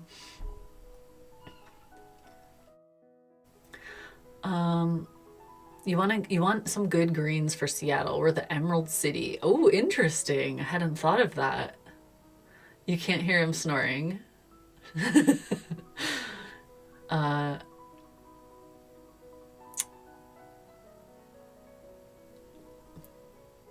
The Jackman paints for over $3 for a 5mm tube? Wait, what? I thought Jackman was cheaper? Yeah, the Jackmans, well, I mean, I'm in the UK, so for me, they're much more affordable. Yeah, you'd have to look at the milliliter size you're choosing and shipping. So add it all up. I have no idea what it'll say for you depending where you are in the world.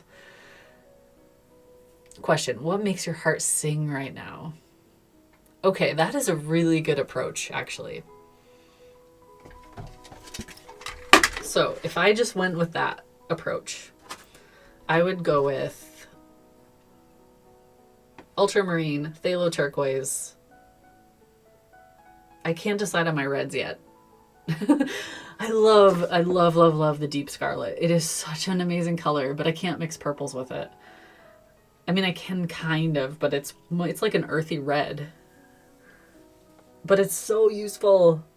What do I have already? I have, okay, Phthalo Turquoise, Ultramarine.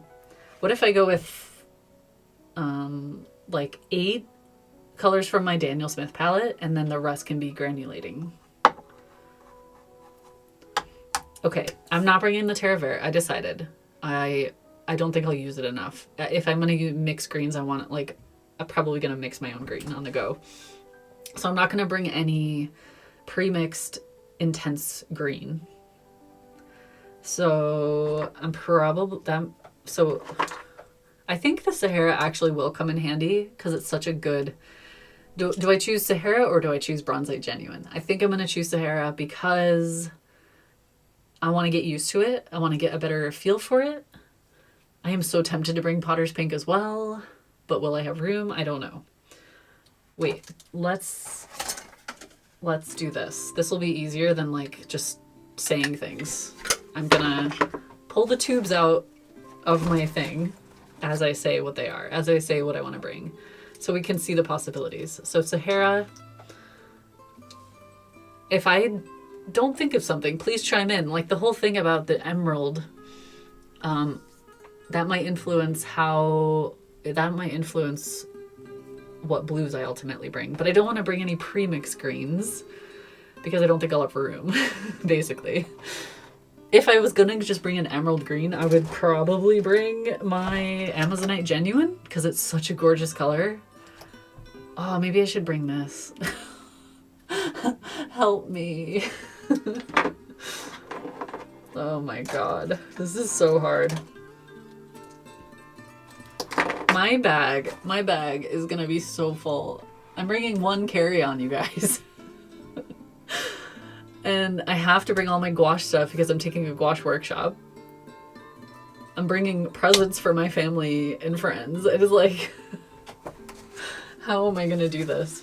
Okay. For the ones I didn't swatch, I have these. I have these cards that I did a while ago.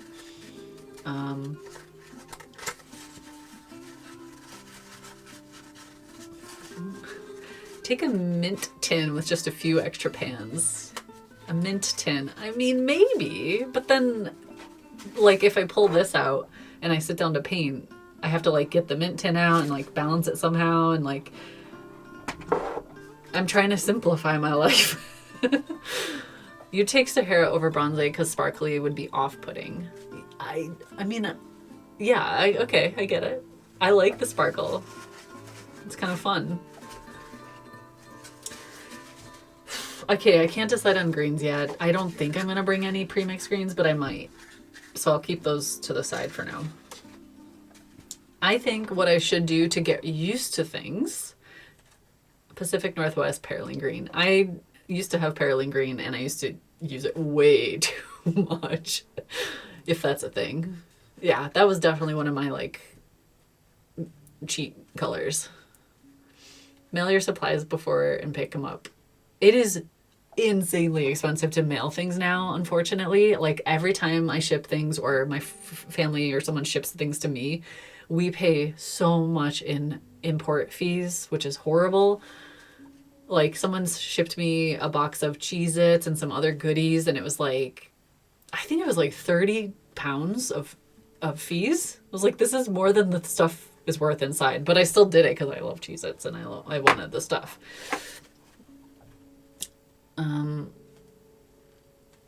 Lots of evergreen in the Pacific Northwest, yeah. Well, I should have mentioned, I am not painting in the countryside. Like I'll be painting in Seattle for our meetup. We're just gonna meet up somewhere near the Space Needle, I think. It's city. We're painting in the city. For the gouache workshop, that's a separate thing. I'm doing that. I don't know if I'm gonna paint when I visit my brother. He's in like Eastern Washington, and that's more like deserty. So like, yeah, deserty colors might work great. And then on the other coast, visiting my dad, we're basically in the woods the whole time. So forest, woodland kind of thing. I got that covered. You could paint a forest with like any palette. Yeah, so I really don't know of any specialty colors I would need, just for fun. I could do something, but paint with reference photos to help you choose your colors. Yeah, maybe I should ask my brother to like take a photo out his window and like I'll paint that. That'll help me decide. I want to have like a game plan before I end the stream today though. I want to have my colors and then I'm going to put them together in a palette and then use them for like the next week and kind of get a feel for them, because I don't want to just like bring it and then feel like a fish out of water. So okay, back on track. Okay. Petal Shadow I want to bring because I want to play with that. I want to get used to it. Summer Clouds I want to bring. I want to get used to that. Lunar Blue depends on if I bring any other darker colors, darker blues. So does Deep Sea Green. I'm really tempted to bring Phthalo Turquoise. I probably will because it's my favorite. The Deep Sea Scarlet. Ooh, we should make a color called Deep Sea Scarlet. Don't know what that would be. Would it be like a purple? Deep Scarlet or Quinacridone Magenta? I have to decide that. For the yellows, do I want New Gamboge or do I want Lemon Yellow? With Lemon Yellow, it's like definitely you can mix like really intense neon green, especially if you mix it with a phthalo. With New Gamboge, you still can get some like really beautiful intense greens, but they're, I would say, like slightly more earthy, so it's easier to control. So I kind of lean towards, not New Gamboge, sorry, Quinacridone Gold. I kind of lean towards New Gamboge is the same. With New Gamboge, you can mix like, I would say more earthy greens. But if you use it really diluted with the Phthalo Turquoise, yes, you can mix intense green. So basically what I'm saying is these two are more versatile, I would say, than Lemon Yellow. So one of these, New Gamboge or Quinacridone Gold. We have to decide. If someone thinks of ideas to convince me one way or the other, please chime in, because otherwise I just torture myself. We have to decide between the two reds. So we have 4 definites. I really want Buff Titanium, but I don't know if I'll have room. I didn't actually swatch it, but I do have my environmentally friendly brown iron oxide, the longest name ever, which I usually don't keep in a little palette. I usually only use it as like a specialty color if I'm painting something specific. I have lots of other ones, but anyway, I'm trying to stick within the palettes I showed you already.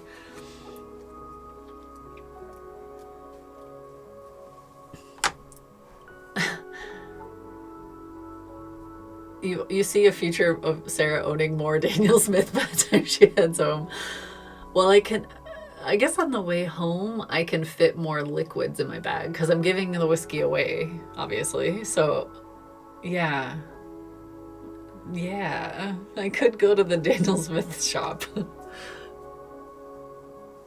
Do the portable palettes take normal size pans?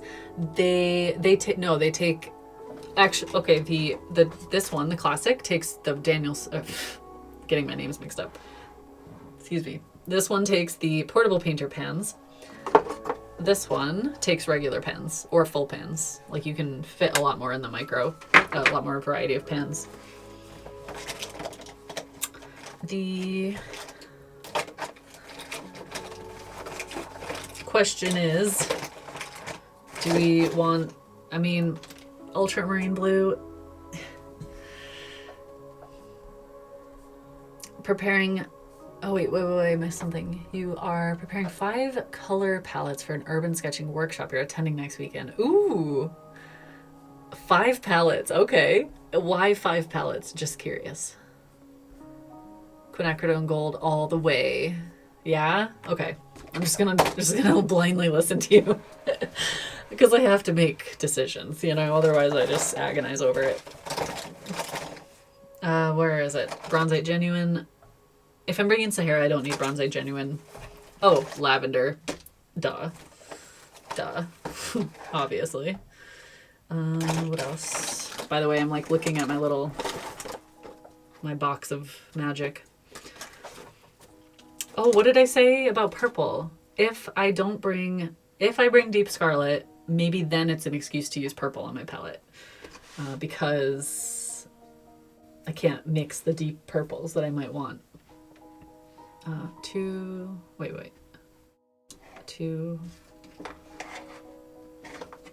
4, 6, 8.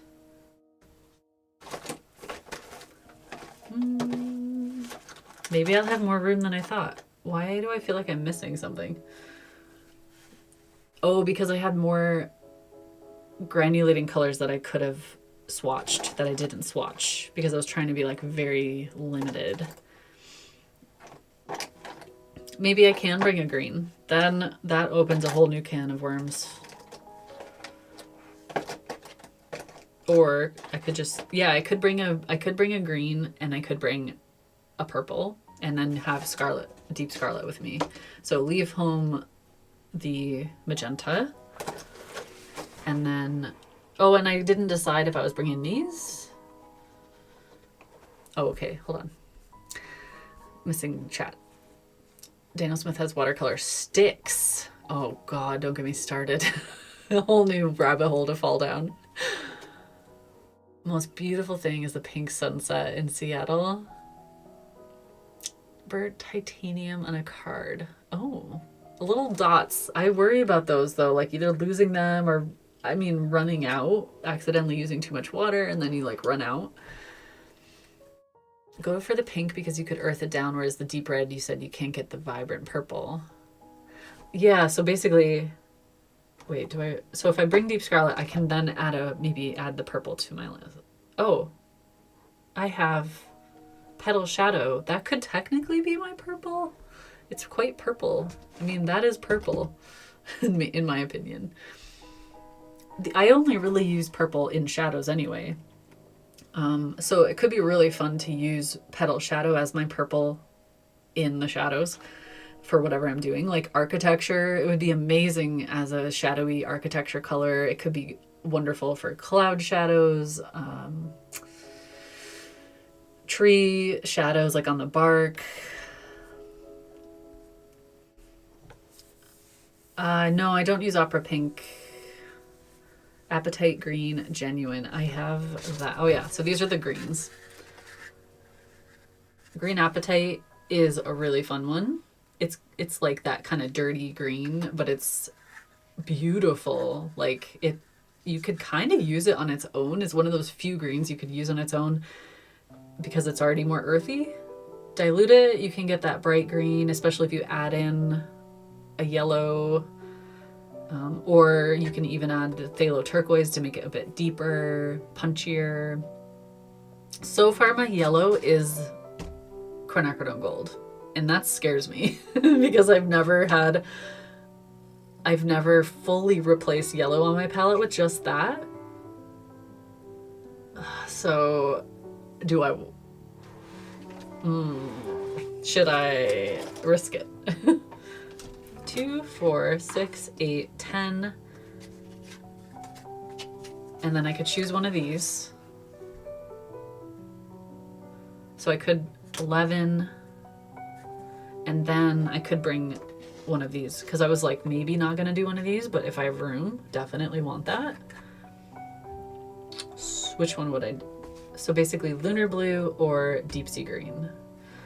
That's really hard. Okay, but with the watercolor sticks, I love watercolor pencils because they're so convenient, and I love drawing in general. I don't know why, I just see them as so slow. Like the process of using them is so slow because you have to draw and then you paint with water and then it becomes pigment, or you get your paper wet and you draw into it and it's painty. So it's like it always feels like there's something stopping me from like my normal flow of the process. And I guess obviously that comes with practice. So yeah, it would be something I'd have to get used to. What was I saying between these two? I'm bringing Summer Clouds already. I feel like Summer Clouds is kind of similar to Deep Sea Green. These, actually no, when I look at it, it's not. But the Lunar Blue is so different. It's like black speckles in the blue, which is really interesting. Like, especially for rocks, especially for like deep, imagine Lunar Blue with this in a forest scene, like these two together.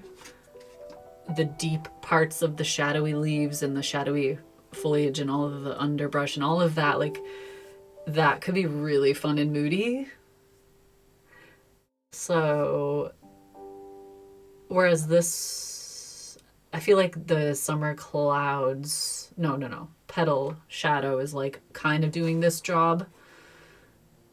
Yeah, okay, I'm bringing Lunar Blue. What do we have? 2, 4, 6, 8, 10, 12. So that's technically everything, but I have these skinny pans. I usually use at least one for gouache. And then I usually change these out like every few weeks and just try something different. So I could technically add a couple more. This is not as bad as I thought. I thought this would be like torturous. Potter's pink. Ooh, ooh, ooh. Oh. I'm bringing Potter's pink. I mean, come on. How much did I rave about it at the beginning? How much did I say I needed it? Oh, actually this other one I've been loving is Minnesota Pipestone Genuine, but again, I'm trying to get away from using the expensive stuff. And I can... no, okay. No. Potter's pink. Oh, that's in my other one. Potter's pink is somewhere over here. I think I mentioned I bought like 18 tubes of this over the years. I don't even, probably more. I still have 1 or 2 of these in my drawer that I pull out and refill, but I'm running low. But I don't think those ones are as expensive as the super granulating ones or the other specialty ones.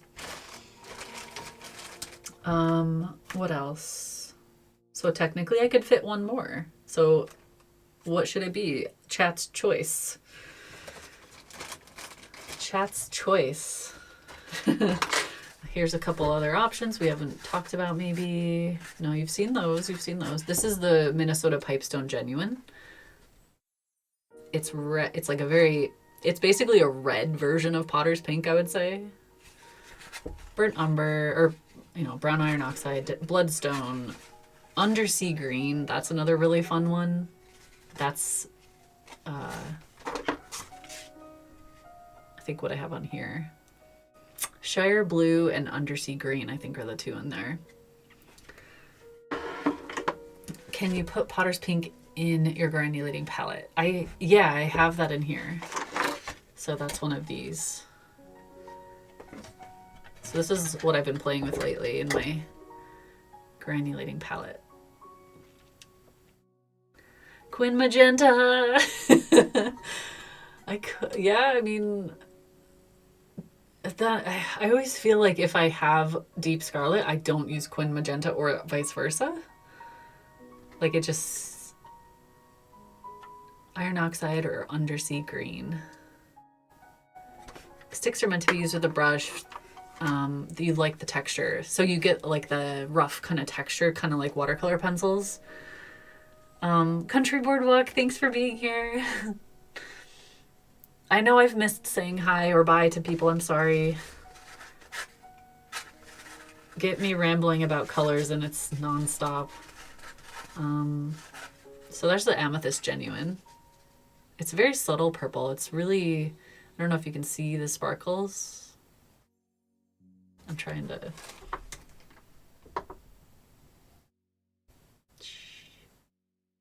Anyway, you're biased. I don't use a lot of pink though. I mean, there's quinacridone burnt orange. That's pretty much been on my palette for the entire time I've been doing watercolor. But I have lately been leaning away from it for some reason.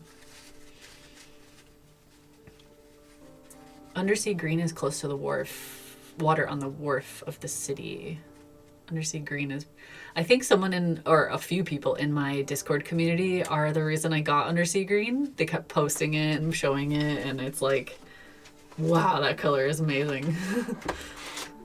Do I have a little swatch over here maybe? This one? Yeah, this one. Oh, I love Shire Blue though. Shire Blue is so pretty. That's gonna be a hard one to get to not buy anymore.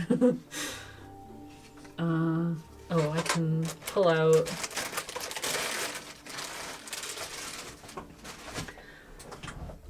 I had manganese no, not manganese. What is it? I had cerulean blue hue. I have that. No, manganese blue hue, which is very similar. And yeah, what was it? A long time ago, I had the normal cerulean. Don't know. Must have gave it away. Manganese blue hue, yeah. That's another good one, except I actually had that in my palette for quite a long time. These are all the colors that were in there that I used for a long time together. Oops, oh my gosh, I just turned the... There, now it's not so bright. So these were the colors that were in the portable painter, which is a great, fun combination, but I don't really use a ton of Bloodstone Genuine anymore. I kind of, yeah, I've just been shifting away from some of these, trying different things, and need to refresh sometimes. Need to change it up a little and get excited again. I mean, I do love a lot of these together. Oh my goodness, thank you, Wildflower. Thank you. I can buy a coffee now. Thank you, Sue Ellen. Undersea green. I feel like either I'm only seeing the undersea green comments, or That's the only thing that people are suggesting. Oh no, Rosalar, sorry about that. Nightbot is a bot. He patrols chat trying to make sure people behave, and he's too mean. I gotta like turn him down. What is the thing from Interstellar where like the robot is the humor level is too high, so they like turn it down or something? That's what I have to do to Nightbot. Okay. So do we go with... Wait. I can't use Undersea Green and Green Apatite. Those are way too similar.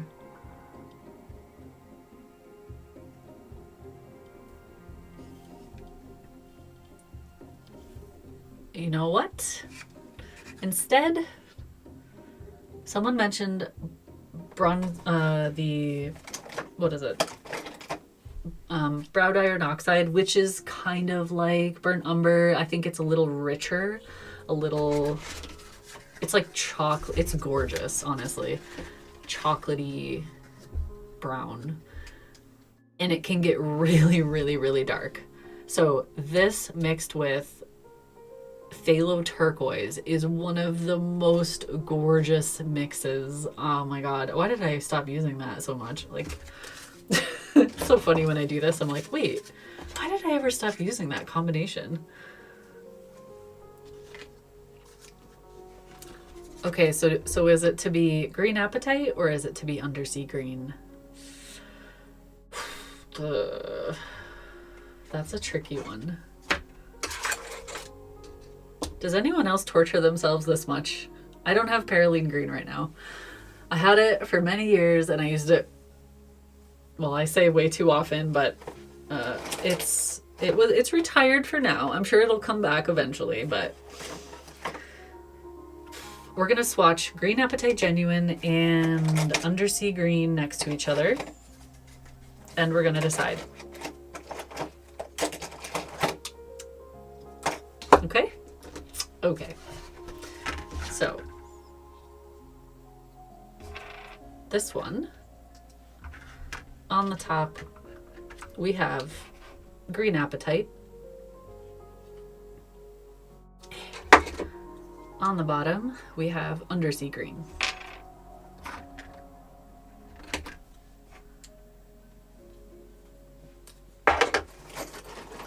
It's the ultimate showdown.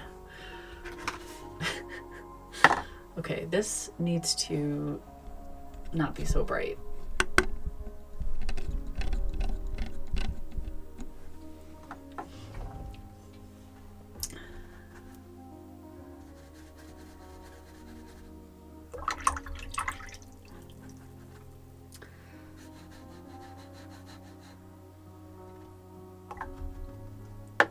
For good measure, I'm gonna do a big drop of water in one side, because sometimes that's what makes it really show its interesting characteristics.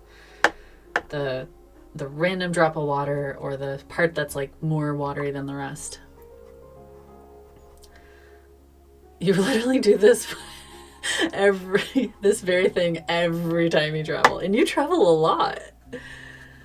Yeah, that would be... I would probably do it too if I traveled all the time. Each time I'd be like, ooh, this time I can try another thing, and ooh, this time I can do this.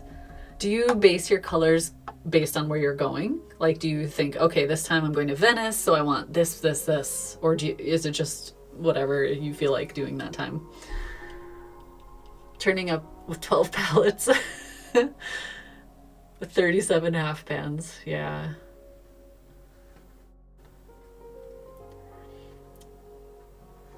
I'm kind of letting it bleed and flow to show some of the unique qualities they each have.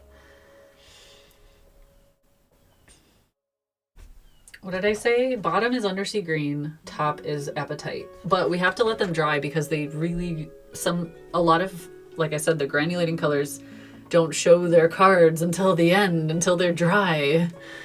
And that's when, like, ooh, I can suddenly see green and blue and yellow and all these fun colors in the different areas. So we have to let it dry. Daniel Smith closed their store and they don't do factory tours according to their website. No! Oh, it's probably for the best though. I have Serpentine Genuine, yeah, but I'm kind of off that color right now. I've been using it in this palette, like playing with it, and I just, we're kind of fighting. I don't know, that's why I want something else. You can always mute it to get undersea green. You could add more. You could maybe, you know, with the other colors I'm not bringing a black. I could maybe add like one of my deeper colors to it to get it more dark like that. But like you can definitely see the different colors happening now that it's starting to dry. In the lighter area, you have your yellows and oranges. In the darker area, you have your blues and greens. And this one is more like green and brown, or green and like black speckles or brown speckles. Undersea green captures the moody PNW colors better. When I see them side by side, I'm definitely leaning towards undersea green, even though I love them both separately. And also, like I maybe diluted this one a bit too much and I'm not showing a fair comparison. Oh, Phil's art journey, thank you so much. I will definitely enjoy my trip. I can get more Dunkin' Donuts now. It's like the first thing I do when I land to see my dad. Take me to Dunkin' Donuts. That's the stuff I grew up on. Okay, so let's even it out. We even the competition out a little. Now we can see, hopefully soon, we'll see a bit more close, a bit more variety. You're looking out your window and undersea green is what you see. Okay. Green appetite for you. Yeah, it is. Okay, I guess what I'm struggling with is if I do undersea green, it's already kind of muddy. So, whereas this one feels a bit more clean green. It is muddy. It's got some crazy stuff going on, but it's slightly more of the classic green. So I can muddy that down if I need to, make it earthy or whatever. But I can't necessarily like bring this one back to life. There's already so much going on in it. So it's like a very specific use case. But I can mix green with the rest of the stuff on my palette. So like if I want that clean green, I could just mix that. And then this one could be like my fun, crazy, characteristic green, you know? So I always go back and forth about this. If only Wolfie was awake, he could count up the votes. Wait, I have to go record him. Where's my phone? While that dries, I'm gonna quickly record him. Be right back.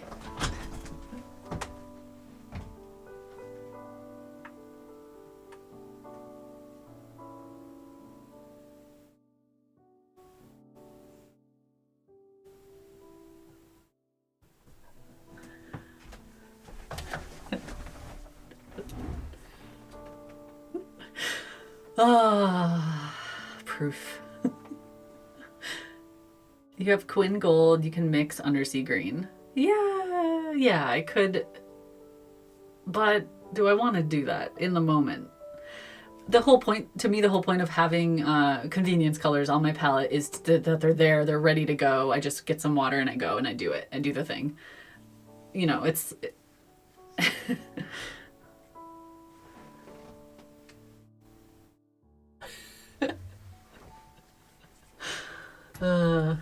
It's so cute because Akira's curled up with him and it's super, super sweet. They're both fascinating greens.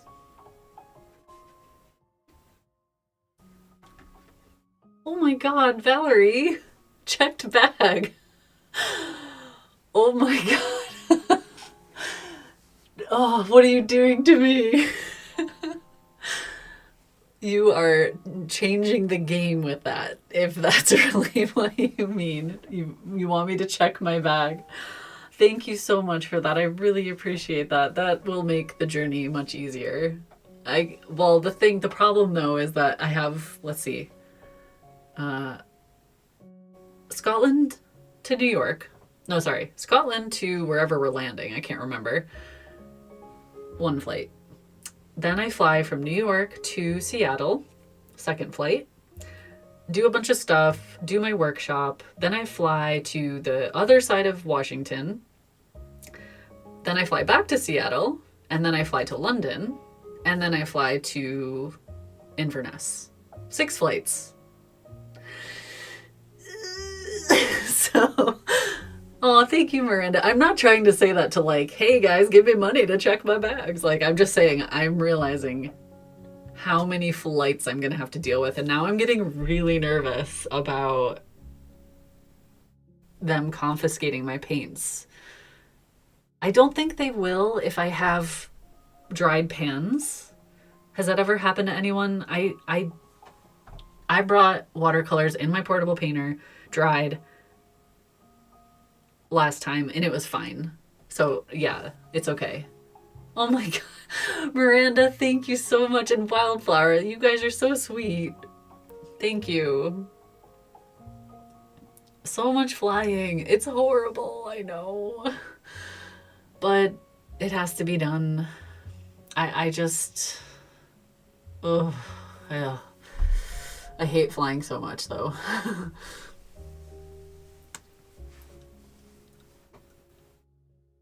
The weird thing is I'm actually nervous to drive in America. Now that I've been driving in Scotland, I'm very used to this side of the road we are here, and like everything on the left side of me. I'm so used to it. And now I'm going to be driving on my own in Seattle. Well, wherever I'm going there. It's like very nerve-wracking to me. Hopefully it just comes back to me and it feels normal, but yeah, that makes me nervous. You've never had issue with dry. You always pass security. Okay. Carry all the bags with connecting flights and trains and buses. Yes, thank you all. Everyone, you're so sweet. I really appreciate that. It definitely makes if y'all travel, you know how expensive it is nowadays. Like, they even made me, like, I didn't realize this when I booked the flight, but I was like, ooh, I got a pretty decent deal on that one flight. Oh, look, I have to pay for a seat. Like, you don't even pay to choose. It's just like you pay for your seat now on some flights. It's insane. They will charge you for every single little thing. It's like, when did this start happening? Hands hurt even with wheeled bags. I'm gonna have a small backpack and my carry-on. So you get a carry-on plus a personal item. Small backpack is my personal item, as long as it fits in the seat under the feet, that's fine. And then the carry-on is the rolly bag. But I am going to bring less clothes so I can fit more stuff. I think I did it last time and it seemed fine because I can do laundry wherever I am. Don't recommend checked bags what if they lose it. That's the main concern I have. I mean, it is expensive. I don't want to wait in the airports for the bag, and I really worry about them losing it for such a short trip, especially when I'm doing, like, I could put all my paint stuff and things I want in my personal item, but then it's going to get even more cramped. There's just so much to think about. Wow. Just buy paints in the US. I mean, honestly, I'm oh, sorry if that was loud.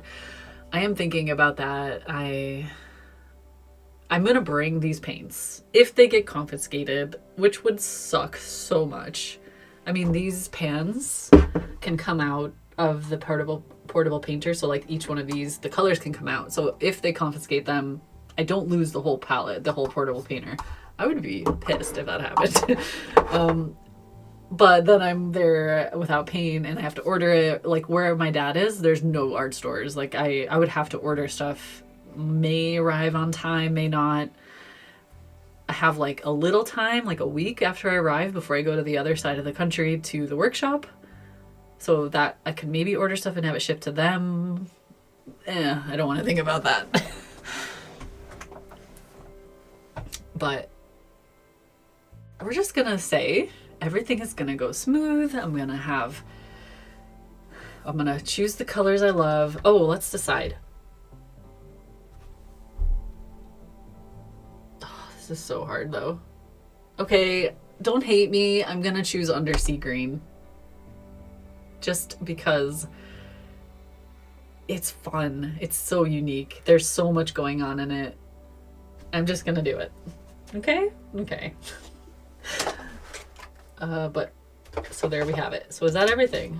2, 4,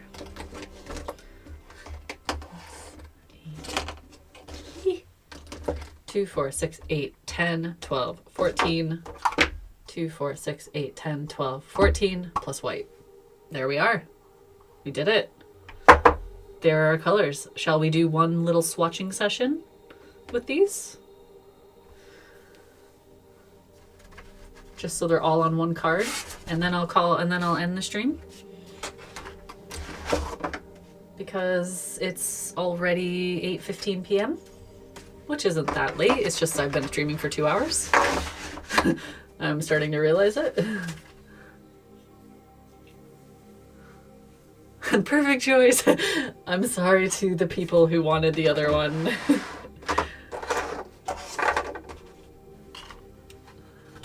That wasn't so hard. It only took 2 hours. This genuinely takes me 4 hours-ish if I'm on my own, because these conversations are happening in my head and no one is telling me. Sometimes I'll be like, Wolfie, pick one or two. Like, you just have to like pick one.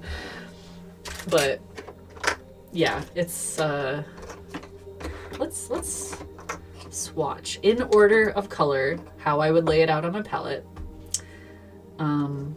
Because then actually I always struggle with this. How would you guys do this? Okay, I have 6 colors across on one side, so this technically could be it. So for my reds and browns, oh shoot, I have this one. Do you combine your earthy tones, or do you try to go in order of value, or do you group all your yellows and all your browns and all your reds? That's kind of what I do. I usually do, like, if I can, I do it in order of like hue. But that's really tricky when you have like so many like red leaning browns or different yellows. One's a little bit more orange. I feel like the yellow is the odd one out in this case, so I almost could do that, but then that's weird because my 2 yellows are separated. So I could do this where I could do this. Actually, this makes more sense. Maybe. Okay, what if I do that? Hear me out. Lemon yellow is like bright and clean. And then we have quinacridone gold. We'll show the example. So we have lemon yellow, and then we have quinacridone gold, and then we have Sahara. Wait, no, that was bronzite. This one. You were only sleeping because Akira was. Oh, I see.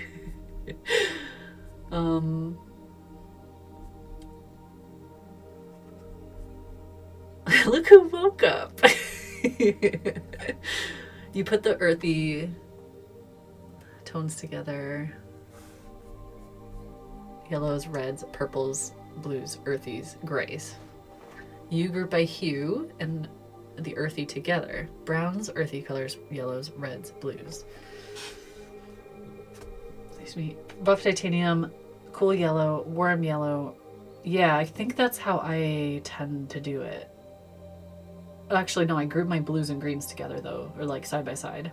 So I try to like split my palette in half. Like warms and earthies up here, greens and blues down here, or maybe purple. So in this case, it would be kind of like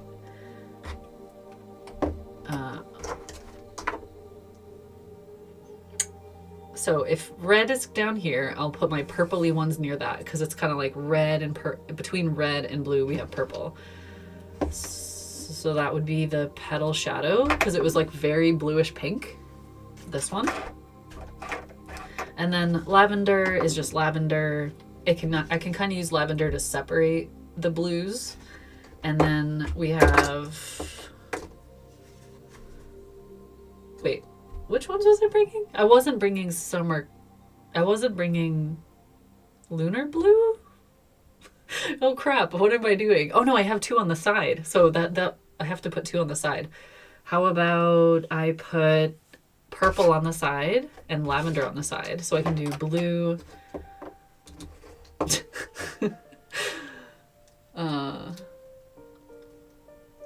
The versatile, fun, and unique. Yeah, I think that's the main thing is I wanted a fun palette. So the granulation to me is automatically makes me excited and want to have fun with the textures and like trying different bleeds and things like that. Like I really feel like I've been in a rut lately with watercolor and I just want to like break free. So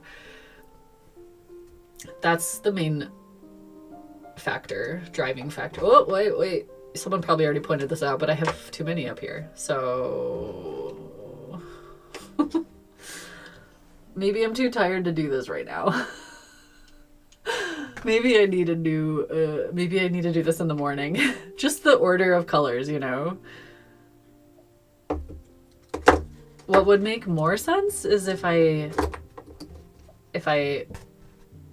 did swatches, not the tubes of paint. You would put buff titanium with the white. Actually, yeah, that makes sense. I could do the buff titanium and the lavender with the white because those are kind of the colors I use. I like, they're a little more opaque, first of all, so that kind of makes more sense to put them with the white. And I often use those to mix with like everything in one scene, so it's like all muted down in one way. So that would make more sense. In that case, 1, 2, 3, 4, 5, 6, that's there. 1, 2, 3, 4. Summer clouds and lunar blue were on the end. Did I say I was bringing summer clouds as well? I thought I was getting... What did I say? 2? What? Why am I so confused? Did I say I was bringing... I thought I was only bringing 2 of these. 1, wait, 2, 4, 6, 8, 10, 12. That is 14. What am I missing? No, wait.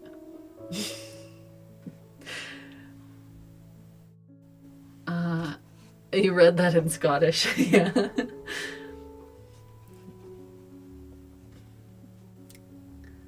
Put them in alphabetical order. Oh God, can you imagine the torment? That would be fascinating if someone could paint like that.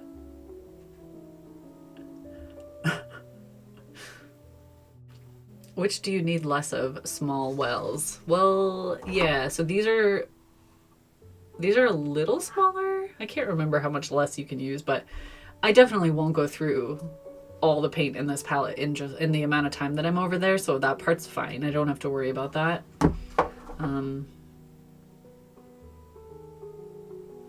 So I'm definitely bringing the petal shadow. Did I say I was not bringing summer clouds because it was too similar, or did I? Honestly, what? Someone rewind the stream. I'm so confused. If I said I was bringing all them, then okay. Did I say I wanted to get used to them? Was that it? I think I remember that. I was thinking, oh, if I bring these, I'll get kind of more used to them, and then I'll know which ones I really like or which ones I don't. That's sort of what I tend to do anyway. Like, try a couple colors. Usually 1 or 2 is like switched out for something else. Swatch them and choose the color with the swatch instead of the tubes. Yeah, okay. Y'all are like, Sarah, girl, listen, this is getting nowhere. Just do something.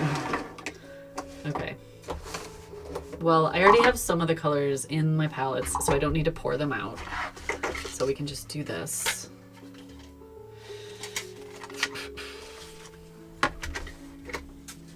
Swatch and see if they all look right together. Somehow I'm thinking I think, yes, okay. Just shut up and do it. What? Also, you should then paint blocky space.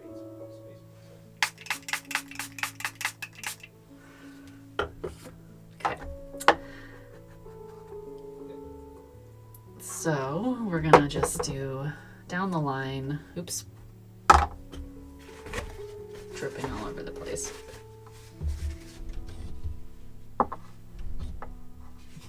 Little, I just snorted a little. I think I'm tired. Then we have, where was it? This palette. I have 3 palettes open right now on my desk.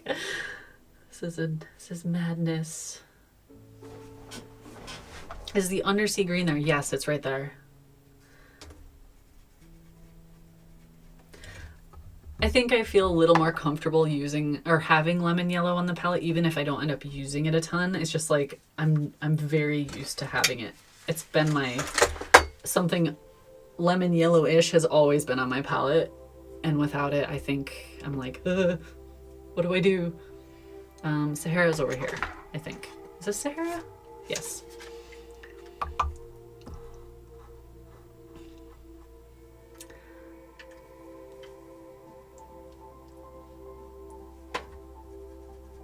Jess asks, have you started your Skillshare Foundation course?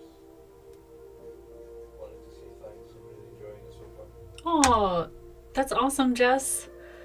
Oh, I'm really glad. I'm so glad I took time to actually make that. I want to make more. Every time I think, oh, okay, this month or next month, I'll be able to make another class. Something else comes up. I need to finish the gouache subscription box tutorials first. Like, that's the main thing I need to do. And after that, I'll have more time. Then we can get crazy. I think this one is the iron oxide. Actually, you know what? I think yeah, it is. Okay. Is it really yellow? Is that better? We'll see. I genuinely should take a photo of this because it's insane. Let's see. Everyone wave, you're gonna be in a photo. I need to do a wide angle because this is so crazy. And let's do like this, and then I'll post this one on Instagram. Oh, and then, yeah. You can kind of see in here the madness. And that's not even everything because I have 2 things on the desk next to me. Oh my gosh, I'm getting really hungry. Suddenly just hit me. Okay, where am I? What's happening? Potter's Pink, where are you? You are in this palette.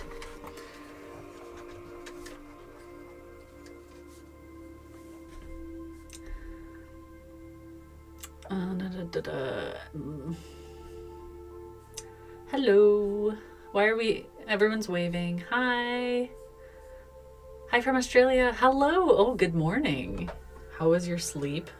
How was your slumber?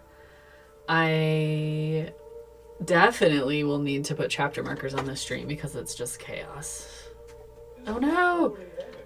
Oh no. I just overlapped the iron oxide. Hopefully it doesn't mess with it. Is what? 4 a.m. in Australia. No? Is it? Is it 6 a.m. there? Oh, you said to the picture. Yeah, I said say hi for the photo. I did it too fast, didn't I? Oh, wait. Okay, wait. Fine. Take another one. Dee. And I'll even zoom in on you. Waves awkwardly. Perfect. Okay. Next we have Deep Scarlet. Where's that one? This one. I love that color. I don't think I'm much of a red person, but I just love that color. When I paint it, I'm like, ooh, I could just drink you. No, I'm not going to, obviously. Next we have Buff Titanium.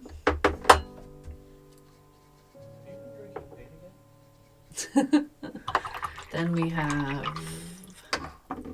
Lavender, which these ones might be on the side. I'm not like going to, I could be going darker with these, but I'm just like kind of going fast. Then we have Petal Shadow, which is over here somewhere. That's this one.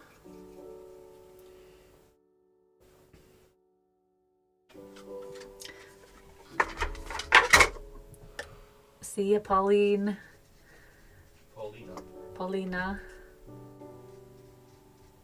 That is such a pretty color, especially when it's got a big, excuse me, my stomach is grumbling and it like made me burp. I'm so hungry. I had toast right before stream. I thought that would hold me over, but ultramarine. Oops, not enough water. And then Phthalo Turquoise. The thing I like about this palette so far is that I've got quite a lot of good earthy options and pops of color.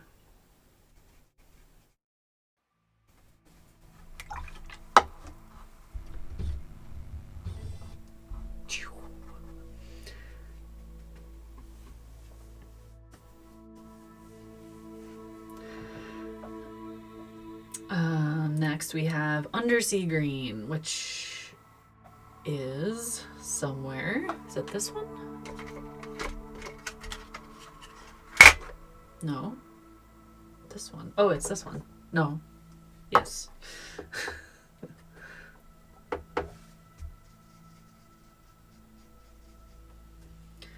And then we have the two Jackmans, which are Summer Clouds, just this one.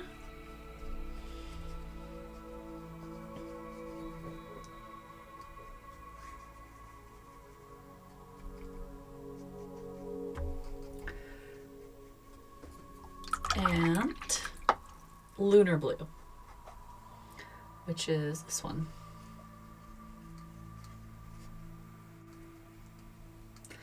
So, whoa. Hold on.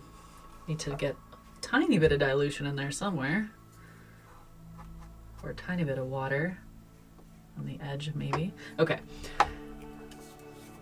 I'm gonna grab a bit more of the burnt iron oxide because I didn't, like, that's definitely not its full range. Like, that's more like it. The Sahara's fine. The other, yeah, I guess the other ones are fine. Actually, Deep Scarlet can get much darker than that. I don't know why I diluted it so much. It's a, yeah, anyway. So the rest, that's fine. Aw.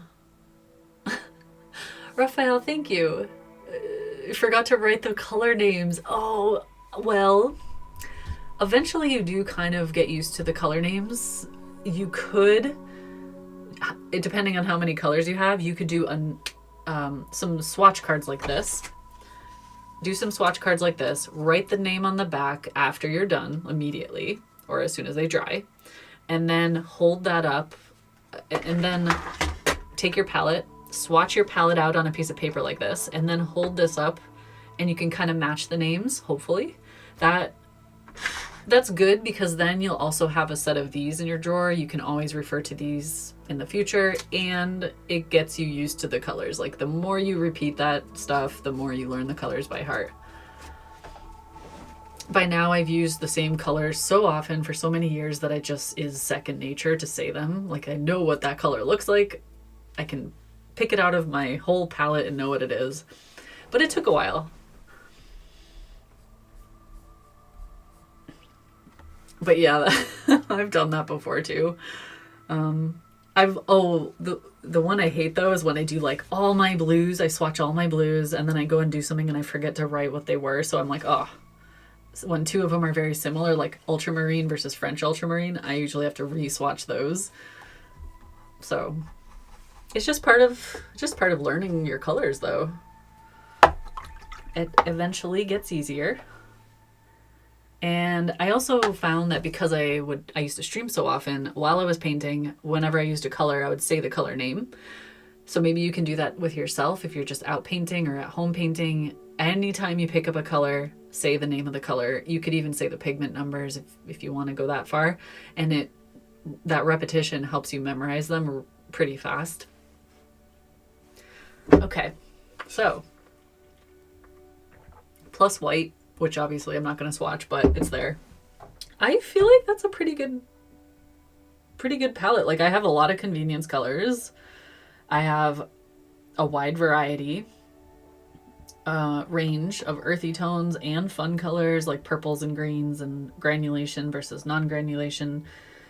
Most of them are granulating, but that's what I'm into right now, so that's fine. I mean, I think I could have fun with this palette no matter where I'm painting. It's maybe a bit warm. It's interesting though, if I change my light to cool, that's what the colors look like in cool light. This is orange light, or wait, where is it? No, that's brightness. This one.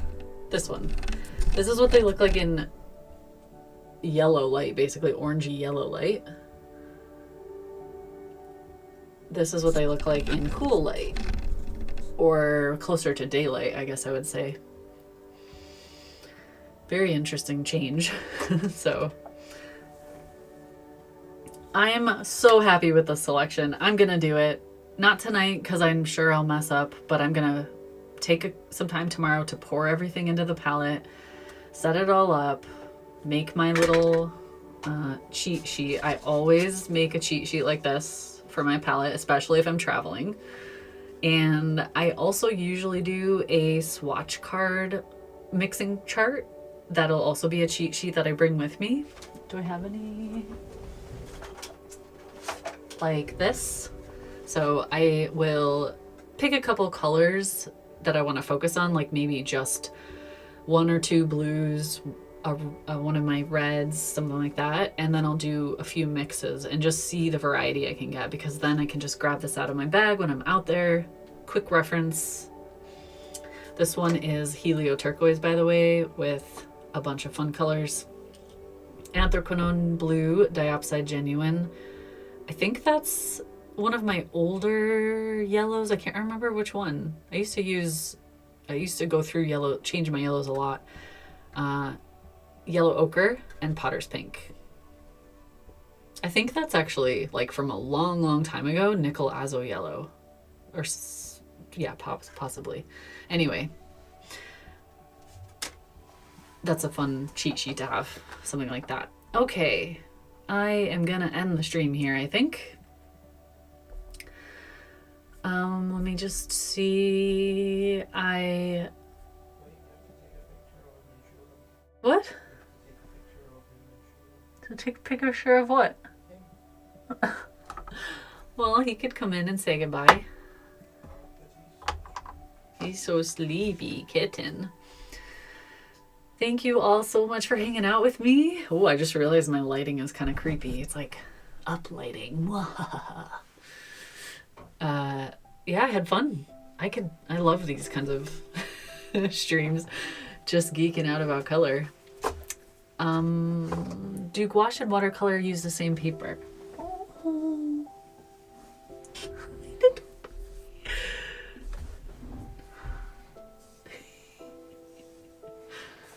I use the same paper for a lot of my different paints, especially if it's a sketchbook. Oh, you're so sleepy. Oh,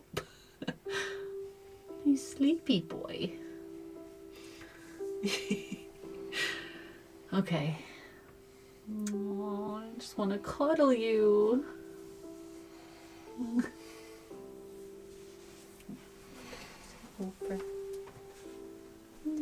We're ending with Kitten. How appropriate. He's a sleepy boy. Is Floki in there? Yep. Oh, good. First live stream. I'm hoping to do some more live streams this winter. I think I say that every winter. But this time we actually have decent internet. What's Daddy doing? Were you having a nice cozy nap? Yeah. Oh, Floki will say hi. The whole family's here.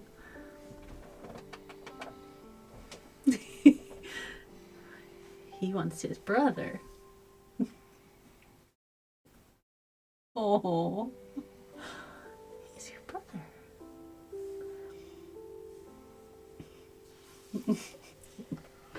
Thanks, everyone.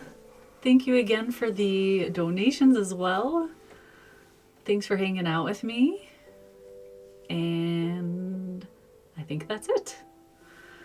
Okay, yes.